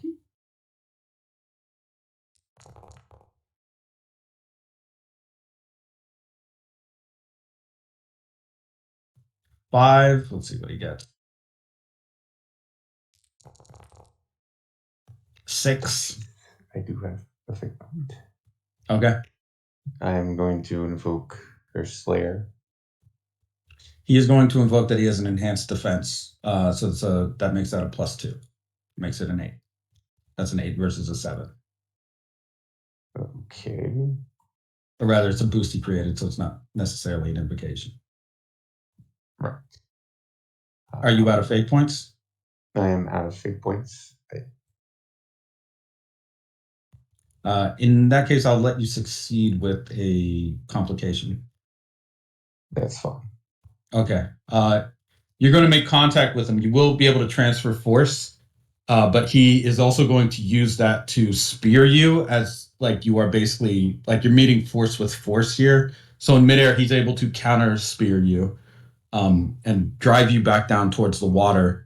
However, like the force that you hit him with is enough to propel him up. Go ahead and roll me a 1d1000. All right. What is this?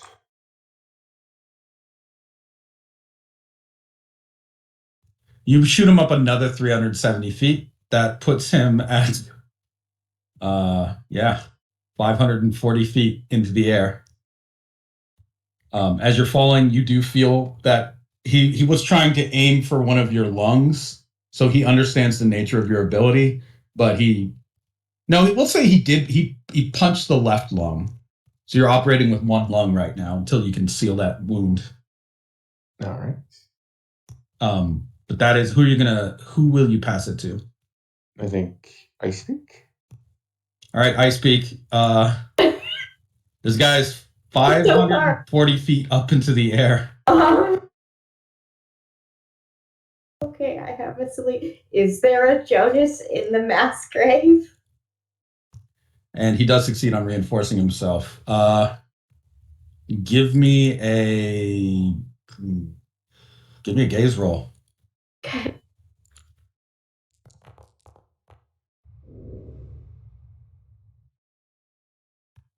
A 0. Yeah. It's too many bodies to really figure it. There's just so many dead. I've got one last fate point, but I don't know if that'll help. I don't know if it's going to be worth it, but if you get it, I guess you'd want to re-roll. Okay. This was just like on a hunch. I don't.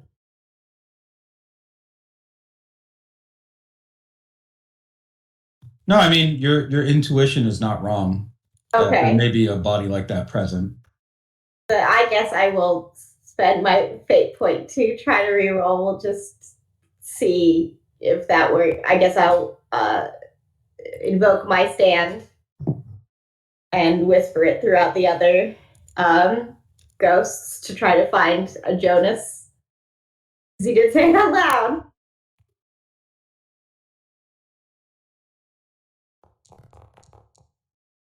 Worse.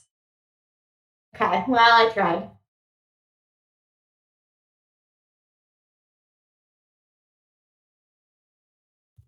This is one of those situations where I think the narrative would allow you to succeed with the consequence if you'd like, or Yes. complication. I would like that. Okay. Okay. What would be a complication of trying to channel and focus on the dead while you're like currently so far away from the enemy? Maybe you get battered by the shadow divers that are still in the water. Maybe you get stepped on by one of the houses as you're trying to work your way towards the mass grave to look for this body. Mm-hmm. What do you feel is appropriate?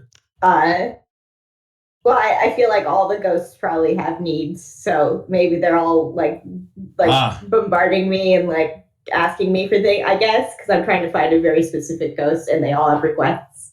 Sure. Okay. You are currently being dragged down by the dead. of what remains of the mass grave. Not quite as deadly as when the mass grave was active, but like they're threatening to like pull you down further into like wherever it is that they're going or departing to. Your experience with the dead side of Stella Maris has told you that this can be quite kind of dangerous for the living like you, because they can very easily like just take you over without you realizing it to their side, as it were, to the dead side. Okay. So you have you will succeed. You'll have the consequence on you of let's see what. Let me look at your sheet real quick. Yeah, mild consequence. We'll say you're currently weighed down by the dead. Okay.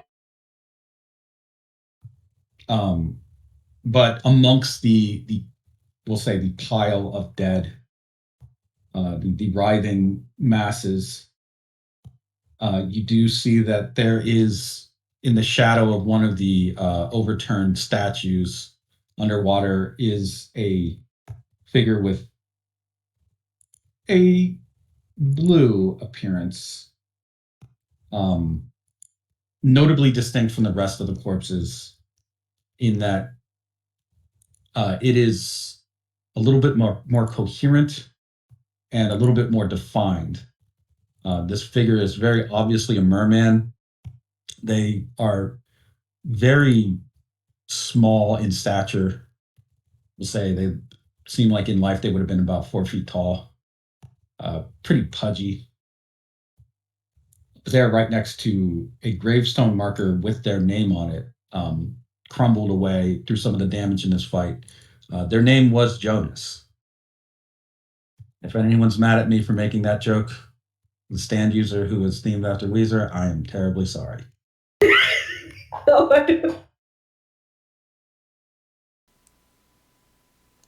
I, covered in other ghosts, I reach out my clawed hand to Jonas and say, "You do not need to stay here." Jonas, who has his head turned down, looks up at you for a moment and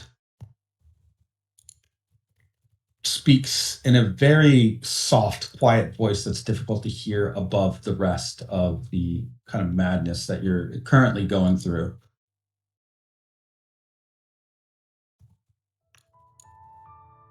You can see that even though it's underwater, because he's a ghost and the rules of physical reality don't necessarily affect him, there are tears streaming from his eyes.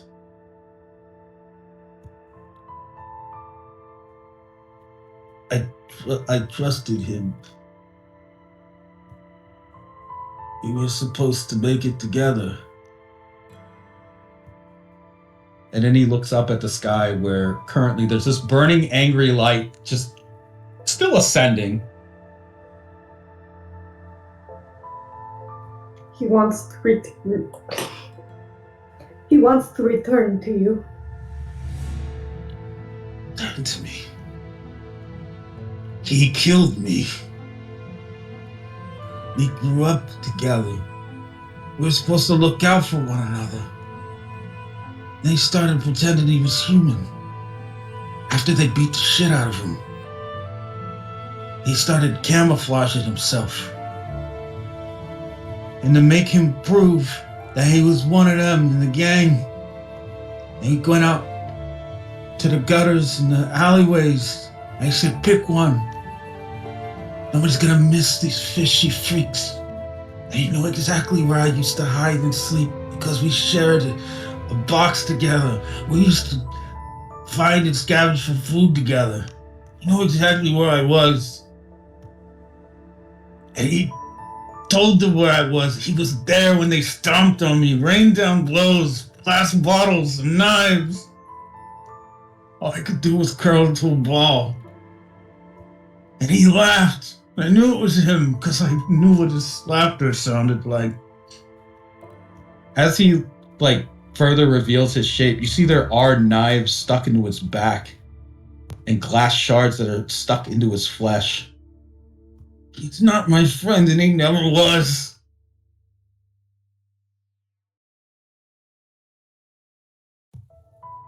I'll tell you what his weakness is, though, because he always told me he was scared to death that it would happen to him. He's death condition.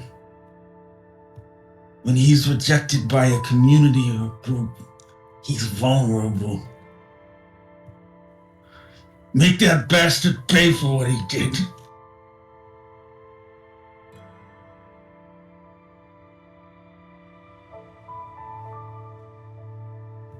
I speak. You now have awareness of Heracles' death condition. Okay. Do we count as his community? No, but you know what does is The the suburb. suburbs. Oh, is there a way to make him poor?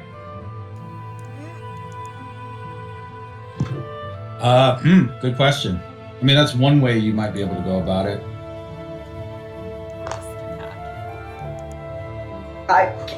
Do I have? Can I call Rust?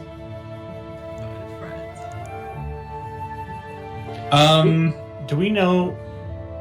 Just a separate thing. Do we know if the houses can understand us? It's weird. They're kind of like alien organisms, so it's possible. He was communicating by radio. Well, we have radios. What would you? As cops, right? What's your game plan with that? Basically, I mean, the place is flooding, right? So like that's gonna cause property damage. It's gonna flood those houses, and they're standing up. Well, I mean, the water's gonna keep rising, right? Or is it stopped? No, it's to a limited amount. Okay, I wasn't sure. Yeah, I wasn't sure if it was just gonna keep filling up to like the theoretical top of the fishbowl. In which case, I was gonna argue that we try and trick the houses into believing he's depreciating them in value, so that they would reject him. I would say you have like two possible paths that make sense here. You could either attack the legs so that one of them or more of them topple over and enter the water, in which case there would be significant property damage. Another is you could try to get him, expose him as a merman to his employers. But that is a little, questionable ethically for you as mermen. I like that one though.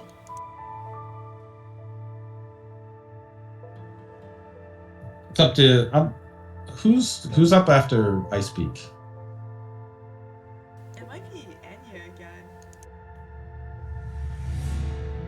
Mikey boosted him. Claudia boosted him even more. I went to find Jonas in the boosted time, and so I believe it is Enya. Okay. There's also, maybe Mikey conveys that idea, I think. Yeah, I can. Yeah. Just whatever. I guess if she knows or she informed us that that's what's going on with him.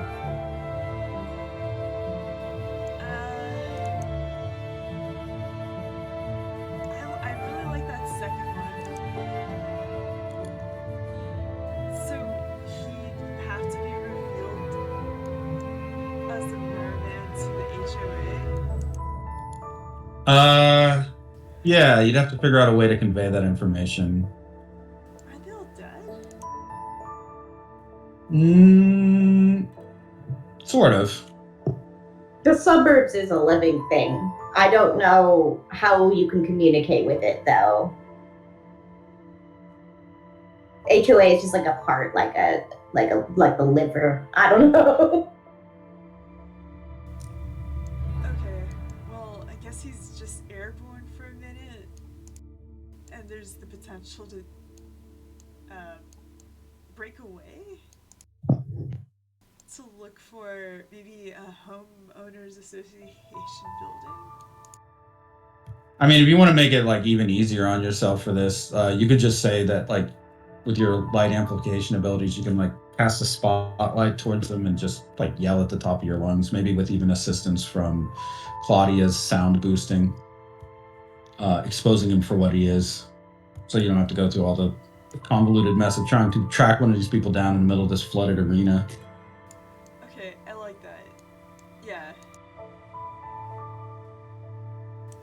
Man. Okay. Yeah. I guess I want to express if there's a way to swing in Law of the Sea into this, that'd be great. Swing what into it? Law of the Sea. Oh, Law of the the Sea. Burp then, like, reject him as well. I mean, it's pretty obvious that he'd be rejected. I mean, he's super racist, so we'll say that you reject him, and if you're drawing attention to him to the suburbs, that he is like not someone that should be here, then like yeah, it would just come down to a power roll, really. Okay.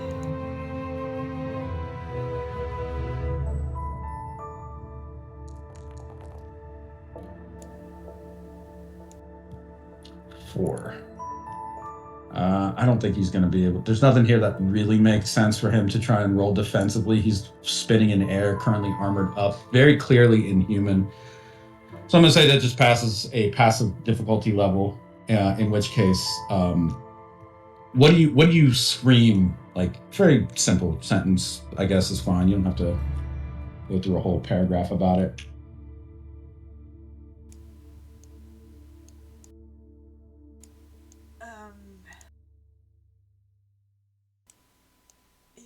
That they've all been blind. He's clearly a fish, and they're stupid fools.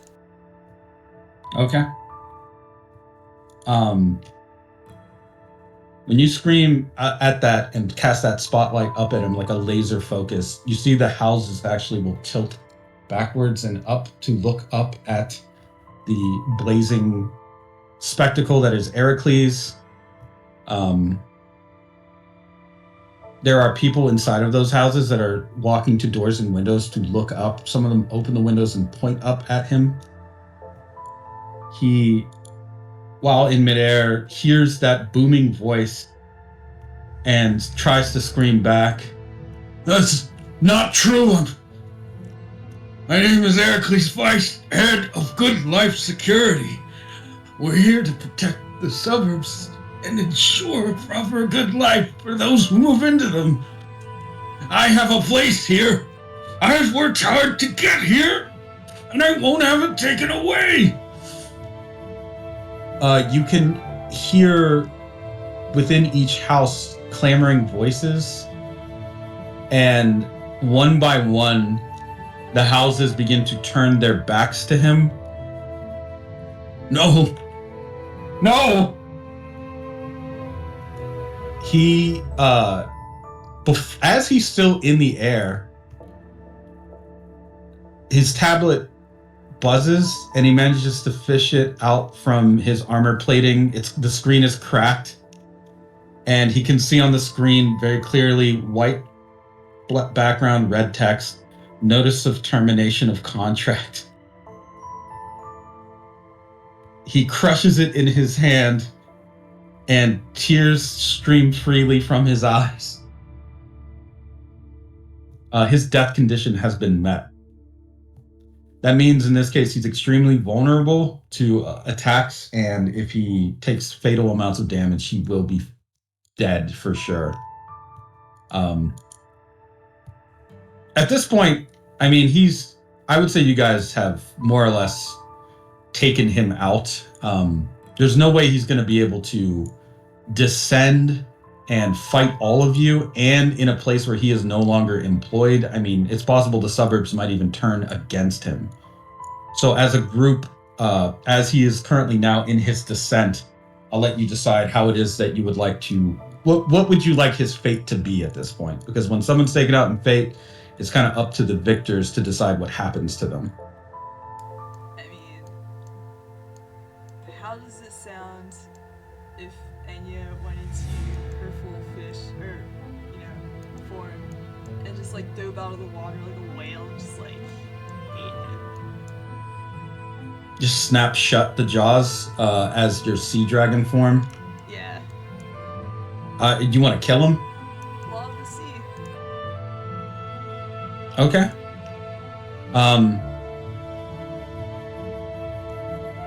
Oh, I was gonna say I fly up there and cuff him, and then drop him, or follow him down at least. seeing that he's defeated, Trace will offer, at least to you, Anya, before you launch yourself and before kind of the actions, with his like kind of raspy voice as he still clings to life. Give him to us.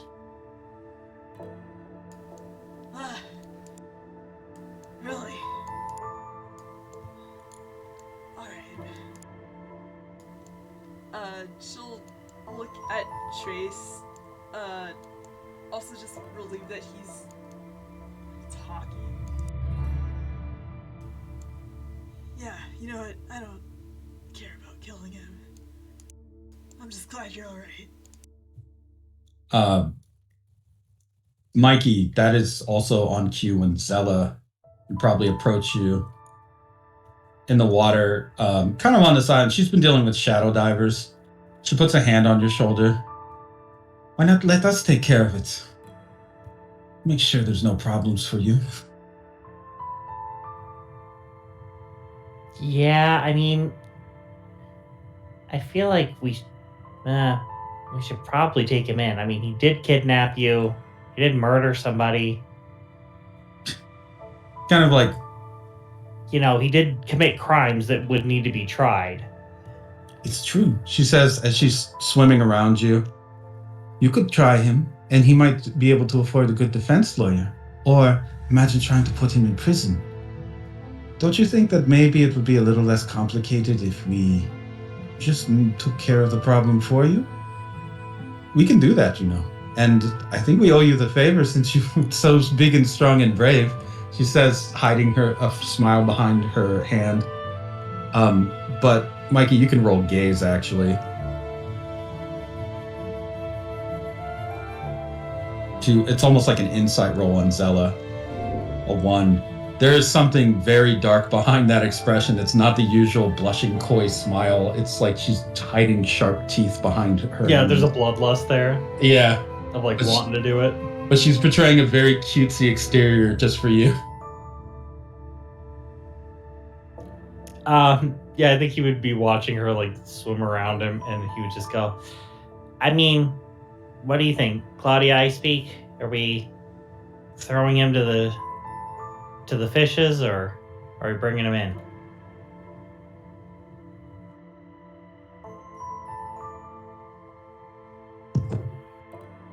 I mean,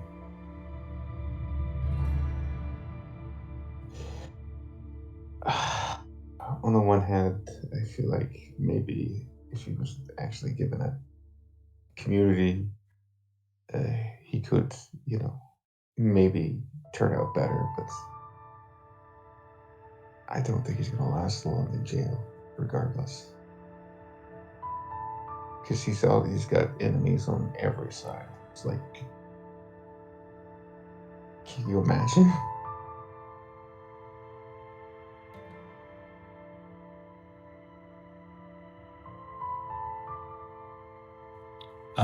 I would say there is definitely truth in what Claudia says. Like mermen in prison, either they decide to, it's one of those join a gang or die type things, and they're usually held in extremely maximum security holdings.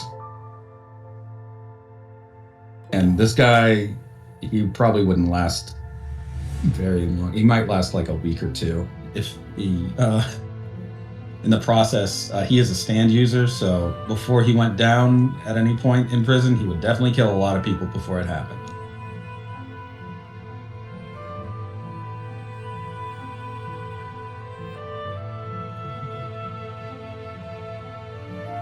I pull a ghost knife out of Jonas's back, and then I lean down while holding his hand and ask him what he would like.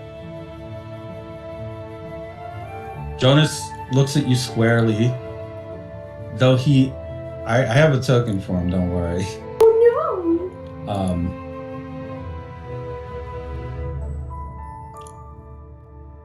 He, despite his very small, almost childlike stature, he just looks at you and says in the deadpan voice of those who are deceased, "Love of the sea." I put the the dagger into Jonas's hand, and I look up at Mikey and I say, "Love the sea."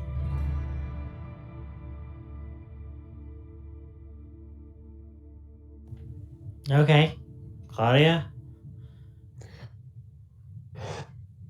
Well, the sea. If you all agree on the law of the sea being what happens to Heracles, then two things will happen. One, the water begins to drain out of the arena. You can actually hear it. Before that happens, there's a loud crack sound. And then the water begins to drain out. It's slow enough, so it won't just rapidly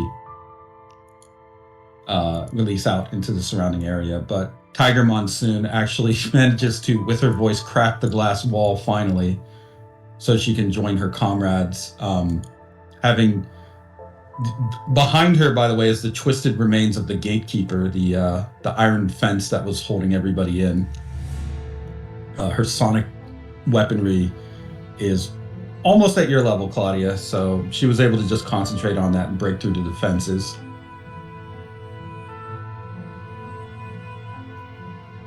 Enough so that when Heracles finally hits the ground, curled into a fetal position, first he hits the water, then he hits the ground, then the water begins to drain out of the area until finally the light disappears from him.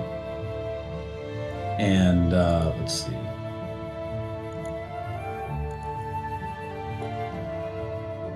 His broken, shattered form still covered in that thick shell that he manifested.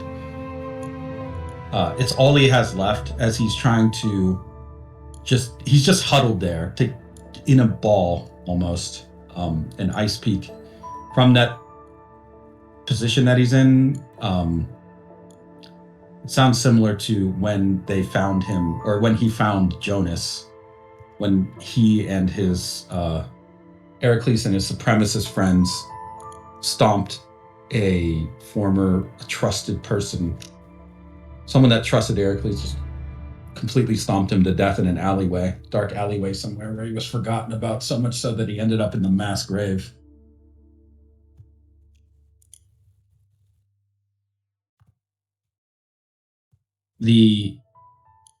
Your rivals in this group of Dagonites surround Heracles.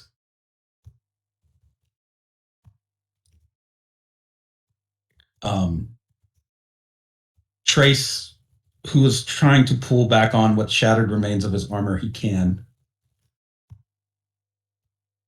looks down at the ruined form of Heracles and begins to talk. Heracles Vice, we accept you into our community. Heracles peeks out from between his arms, and he sees the twisted smile of Trace through his shattered helmet. You will be valuable to us as you have been. The spirit of Avicii Dagon says humans and mermen should be separate, and you have done so much in service to the Lord of Acid. That is why you will be honored by us. Heracles Vice, you will serve as a target dummy and a punching bag and a guinea pig. And because you are no longer beholden by your death condition, we know you will endure so much in service to Dagon, in service to us. Trace grabs Heracles with one of his massive claws and lifts him off of the ground, crushing through his armor. This is the law. He crunches his claw in, piercing Heracles' organs, who really have no choice but to try and mend now. Of the sea. Dr. Worm, who is currently reforming, wiggles his fingers together. There's quite a few compounds, actually, that I've been nervous about trying on any living subjects, but This one was really going to be helpful for us. What a volunteer. What a hero. Zella fixes her scarf and adjusts her hat. And so many different things that I can try too. Indeed. I feel honored that a former enemy has turned into such a valuable comrade for our cause. And we even get to help the police for once. I have to say, this is a win-win. Tiger blows a bubble of the gum she's chewing. The pop is so loud and directed at Heracles that his eardrums burst. She just kind of smiles, saying nothing more than that. The rivals will start to drag him away from your group, with Trace firmly gripping him.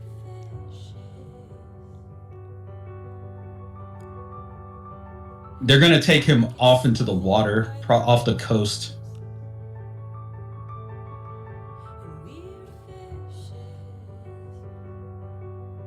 Zella, before she leaves with her comrades here, well, two of them are going to stay behind a little bit. Zella will give you a kiss on the cheek, Mikey, but her lips feel cold when she does it. Not the usual human warmth that she tries to mimic. It seems she's giving more over to a cold-blooded nature, quite literally. It's possible that your girlfriend is maybe a little bit corrupt. Still, it is sweet, and she still smells as wonderful as ever, like a full orchard in its brightest bloom. Call me sometime. I'll have to maybe take you out for something, like a meal, as a reward. But nothing further than that. She kind of looks you over as she says that. Don't get any ideas in your head. Sure, but Plastic Beach is always open. She kind of turns her nose up at you and feigns indignance. Do I even see you anyway? I don't even understand. She just mutters to herself as she walks away. I mean, I know other places too, but, you know, they're always around. We'll go. I think Mikey would turn kind of defensively to the rest of Aqua. Just go. We'll go somewhere nicer. I am sure Plastic Beach is quite nice. I mean, it's great. Like they're open all the time. Like, Is that the only place you go to, though? I mean, it's the place I go the most. They know me there because me and Towner just go when we're hungry, and he's always hungry. Maybe you should pick like a fancier spot next time. No, we're gonna. Yeah, we're gonna go to a fancier spot. Before he leaves, Dr. Worm will slide up to you and wiggle for a moment as he comes to a stand, being still positioned in front of you, I speak. It's almost like he's made out of jello as he kind of forms and gets his posture right. Hello, Doctor. Good work out there. Real good stuff. Surgical precision. We thank you, Dr. Wormley. Do my best to excise trouble. I heard a rumor that you were sneaking around in the shadows with some kind of ghostly, pretty boy. I found the other side. And she'll gently pat Jonas's hand. I assume she's still holding it. Dr. Worm will look down at Jonas. Oh, that's interesting. A merman ghost. He puts one hand on Jonas's head. You're interesting, aren't you? You're very interesting. He starts to pull on Jonas. Maybe you should come with me. What do you say? I got a nice place you can stay. I just gotta run some tests. Icepeak reaches out and puts her entire head. No, she reaches out to pat Dr. Worm's head. I believe you will leave my ghosts alone. When you pull your hand away, it's covered in slime. Of course. You're a ghost. I see you're claiming them too. I guess I'm not the only game in town. Who knew? Well, I didn't just come over here to make small talk or try to poach your ghost slave or whatever it is that you've got going on here. I had something you might be interested in, and I thought I should give it to you. And for once, it's not a creepy compliment. All right, Dr. Worm, what is it? He pulls from his coat. It's got kind of goo and blood on it, but it's got a protective sleeve. He gives you a comic of, I believe it was called Justice Always on Time. Oh, yeah. I found this in the tower and it reminded me of someone. I followed the flow and it told me I should give it to you. And he just hands it over. I will take it as if it isn't covered in, well, I probably with 2 fingers. Thank you, Dr. Worm. I see you have felt the flow as well? Yeah, I do. I decided that I would follow the flow of death. It's really working out for me. Well, I can see how you are in my direction. You have to wonder why I'd give you that if I was following that flow. I don't think about it too hard, but it'd be a shame if anything happened to you, I speak. I don't know what I'd do with myself. Take care. I'll see you at the conference in a month, maybe. Or in another one. I might even get to be a speaker there. When you talk about funeral sciences. I'm excited. My first official gig. The flow is really something else. Okay. He kind of shakes his head. When he does, Ice Peak, that slime that's on him isn't just normal mucus. Okay. It's ectoplasm. Interesting. What's so long?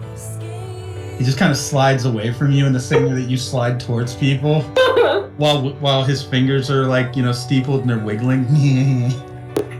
Can I? Oh no, I was gonna say the water was drained. I was gonna say, do him and Ice Peak move through the water without creating any like ripples or waves? Oh yeah, definitely. Yeah, even in the water, they're still like creepy. It's like Stop it! how are you silent in the water? Like you have Enya who like you can hear the sloshing of her boots and stuff, just heavy. When there's just Ice Peak that just disappears. Before he leaves, I guess Trace will look over at you, Enya, and say, Get you around, partner. Oh, Like for man. drinks or something. It is blushing. A hand goes up to her face, very girlishly. I would Trace. With that, Trace pulls what looks like a dog whistle out and blows on it Ooh. and waits.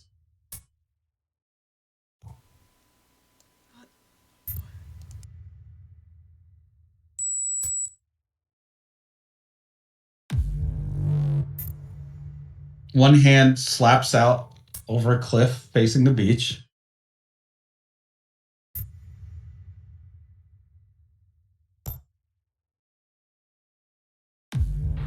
Another hand slaps out.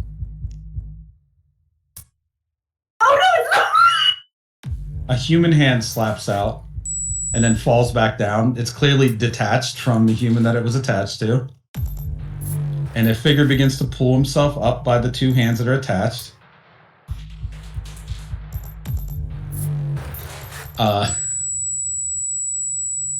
The figure from before, you saw it at the Golgotha pit, appears. This time flat, kind of like flattened out. It looks like there are clothespins attached to its shoulder to keep it flat. And there's also what looks like a gag in its mouth. Trace kind of gives you a small salute, Enya, as the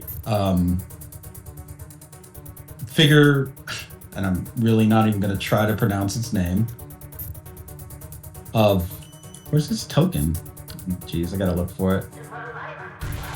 False crown that was found and somehow domesticated by your rivals that dwelt within the there he is. Oh my god, why is he so... You know what? He's just gonna be this size in comparison to everything else. He's massive. Titanic even.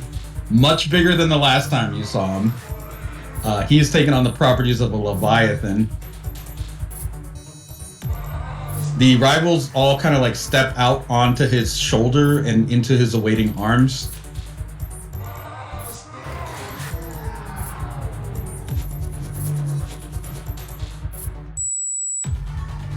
Dragging Heracles with them.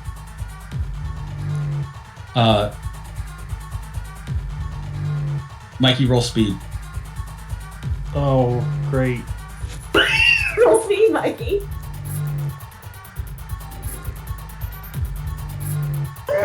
Yeah, before you realize that they're extended from like one part of him, like one of his fingers, there is a length that is continuing to thin out until it's only human arm width. And at the end of that is a hand, and like as fast as you can react, there is a finger planted firmly into one of your nostrils. Okay, I was gonna say, do I have my walking on sunshine to avoid this? But No. nope. I get a finger up my nose. Your finger up your nose. I think I'm kind of frozen in place because I don't know what to do about it. Zella slaps the side of its head. Knock it off, weirdo! That's my boyfriend! You're so rude! She starts rapidly slapping this thick monstrous skull of this thing. Yeah, I think the second she starts slapping it, he'll draw on a like deep breath and then just try and shoot the nostril like out of his nose. Oh, it like flies out and then flops down like a deflated just rubber tube that quickly retracts back towards the finger originally that it was spawned from. Trace bumps it on top of the head with one of his claws and then points in the direction off into the ocean. March! Go! So that's kind of the last you see of them is Trace holding his hostage on top of this titan that's just walking through the ocean.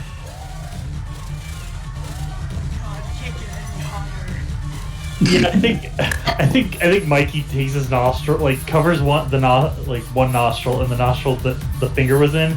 He takes another breath and just starts blowing, and like a cartoonish amount of like his own like slime and stuff just blows out of his nose. And he just kind of looks around and is just like, that was gross. Really? And he turns to Enya when he says that. Yeah, I mean, I guess we all got something. Okay. You have all basically ended the threat of Heracles here in the suburbs. The suburbs still exist. These houses are going to begin to settle down now that the water's cleared out. But you're the police. So it's kind of up to you what you would like to do about this area, what kind of action you might want to get started. Are they still gonna grow? Yeah, I was gonna say, can we point Rivers to, I don't know, collect the houses? You want to direct Rivers to like deal with this? Yeah, I mean, if they're weird living like sentient houses, I feel like somebody there has to have at least some half-baked idea on what to do with them. Oh, or we could get Lewis in on this somehow. Give you a little space for him. I don't know. Oh. I don't think this is mechanical. They seem alive. Yeah, biological. So yeah, I would suggest Mikey would just be like, So what do we do with all these houses? If they're going to keep growing and spawning, I don't think we should really kill them, I guess? I mean, there's got to be somewhere we could put them, or like Rivers could find a pocket dimension for them. How do you Is that a kill thing? house? Really? So yeah, maybe we should at least contact them and be like, hey, here's this weird thing that we don't know what to do with. Yeah, also, I guess, since he's gone, or I guess they'd be able to get back unless the houses are still really classist and won't let you show up unless you're rich. We could just let them know that in case. Yeah, I guess basically send your wealthiest people here. All right. Sure. Yeah.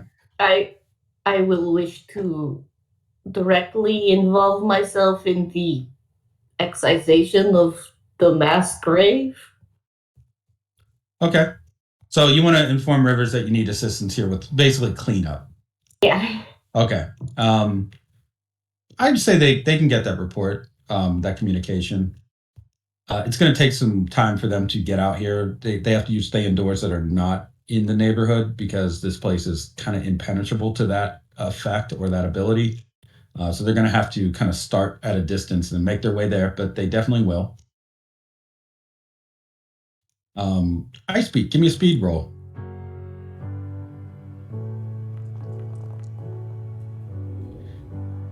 Reflexively, you catch a flying object that was heading right for you. Oh, okay. What is it? It is half of a golden record. What? Half? Do we see that?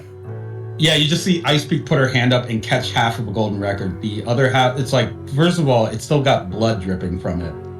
But it's you have half of the record right now. Does that mean the other half is flying toward me somewhere? Nope. Okay. I am afraid we have been stolen from. Well, I would definitely suggest hiding that. The half that is left? Yeah, just stuff it in there. Stuff it in there, as in I put it in. He points like directly to your chest, like. I just put it right into my chest area. But this is not. We must find the other half.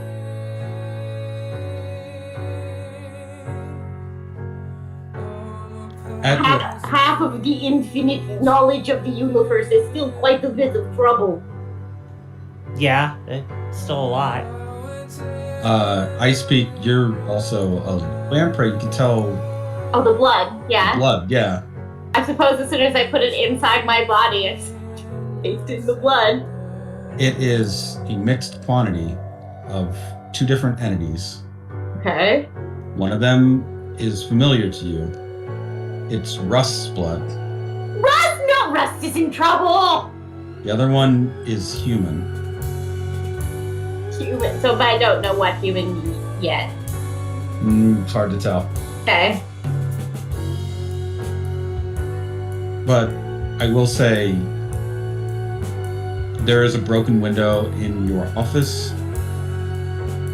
There is a fire nearby. One of the cars was burned. There are a few officers that are seeking medical attention. It seems that one of the cars exploded. And creeping into a shadow, an alleyway nearby, a figure is dripping blood from a wound. And the only thing you can see of his clothing or attire is the last flap of the bottom of a very long and very colorful coat. Oh!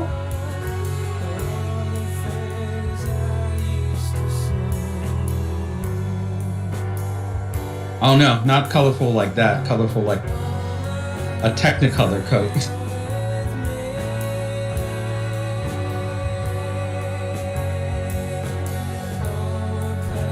The kind you might see in a certain church on Sunday.